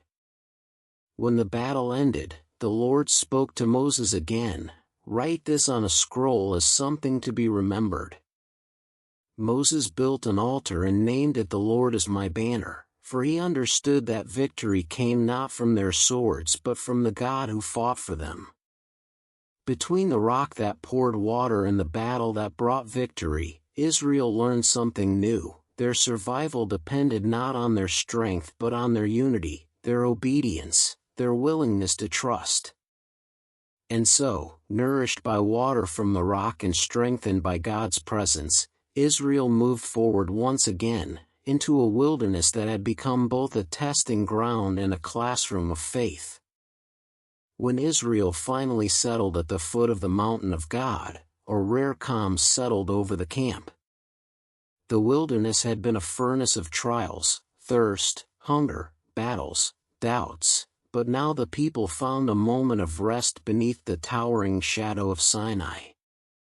The mountain rose like a mighty fortress, its jagged ridges reaching toward the heavens as though longing to touch the very presence of God. Moses walked through the camp with quiet resolve, his heart still echoing with the miracle of water from the rock and the memory of the battle with Amalek. He saw families rebuilding their strength, children laughing again, elders seated in the shade of tents telling stories of deliverance. Yet even in this temporary peace, Moses felt the weight of leadership pressing upon him. Every day, from dawn until dusk, people lined up outside his tent, bringing disputes, questions, fears, and complaints. Moses listened to each case, judged fairly, and taught God's ways with patience. But day after day the line never ended, stretching long and heavy like a burden that refused to lift. Moses bore it silently, believing that this was simply what God required of him. But God was preparing to teach him a new lesson, one that would come through a familiar face. News traveled swiftly across the wilderness, and eventually it reached the ears of Jethro, Moses' father-in-law, the priest of Midian. Jethro had heard of everything God had done for Moses and for Israel, the plagues, the deliverance, the crossing of the sea, the manna, the water from the rock. The story sounded almost impossible, yet Jethro knew that Moses spoke the truth. Driven by joy, curiosity, and perhaps a hint of fatherly concern, Jethro set out to visit Moses, bringing with him Zipporah, Moses' wife, and their 2 sons. As the caravan approached the Israelite camp, word reached Moses. His heart leapt. He hurried out to meet Jethro, and when he saw him, he bowed in honor but then embraced him with deep affection. They greeted one another warmly, speaking blessings, and Moses led Jethro into his tent to recount everything the Lord had done. As Jethro listened, his eyes widened with awe. Moses spoke of the oppression in Egypt, the burning bush, the hardened heart of Pharaoh, the night of Passover, the parted waters, the pillars of cloud and fire, the manna falling from heaven. Moses' voice trembled with reverence as he described God's faithfulness. When he finished, Jethro lifted his hands and praised the Lord. "Now I know that the Lord is greater than all other gods," he declared. Jethro offered sacrifices to God, and Aaron and the elders of Israel joined him in a sacred meal. It was a moment of unity, worship, and shared gratitude. The next morning, Jethro accompanied Moses as he prepared to judge the people. The line stretched endlessly, men and women waiting with disputes large and small. Moses took his seat, and the people stood before him from sunrise to sunset. Jethro watched in silence, observing Moses' weary face, the growing restlessness of the people, and the heavy burden placed on a single man. When evening came and the last case was heard, Jethro approached Moses gently. "What is this you are doing for the people?" he asked. "Why do you alone sit as judge while all these people stand around you from morning till evening?" Moses sighed, rubbing his eyes with exhaustion. "Because the people come to me to seek God's will," he replied. "Whenever they have a dispute, they bring it to me, and I decide between them. I teach them God's decrees and instructions." Jethro nodded slowly, compassion in his gaze. Then he spoke words Moses did not expect. "What you are doing is not good." Moses blinked in surprise. "Not good?" Jethro continued with gentle firmness. "You and these people who come to you will only wear yourselves out. The work is too heavy for you. You cannot handle it alone." The words pierced Moses deeply. He had carried the burden without complaint, believing it was his duty. Yet now someone he trusted, someone wise, someone who loved him, was pointing out what Moses had not allowed himself to admit. He was exhausting himself, and the people suffered for it. Jethro placed a hand on Moses' shoulder. "Listen now to me," he said warmly, "and may God be with you. You must be the people's representative before God and bring their disputes to him. Teach them his decrees and laws. Show them the way they are to live." Moses nodded slowly. This he understood. This was his calling. But Jethro continued, offering a divine strategy Moses had never considered. "Select capable men from among the people, men who fear God, trustworthy men who hate dishonest gain, and appoint them as officials over thousands, hundreds, fifties, and tens.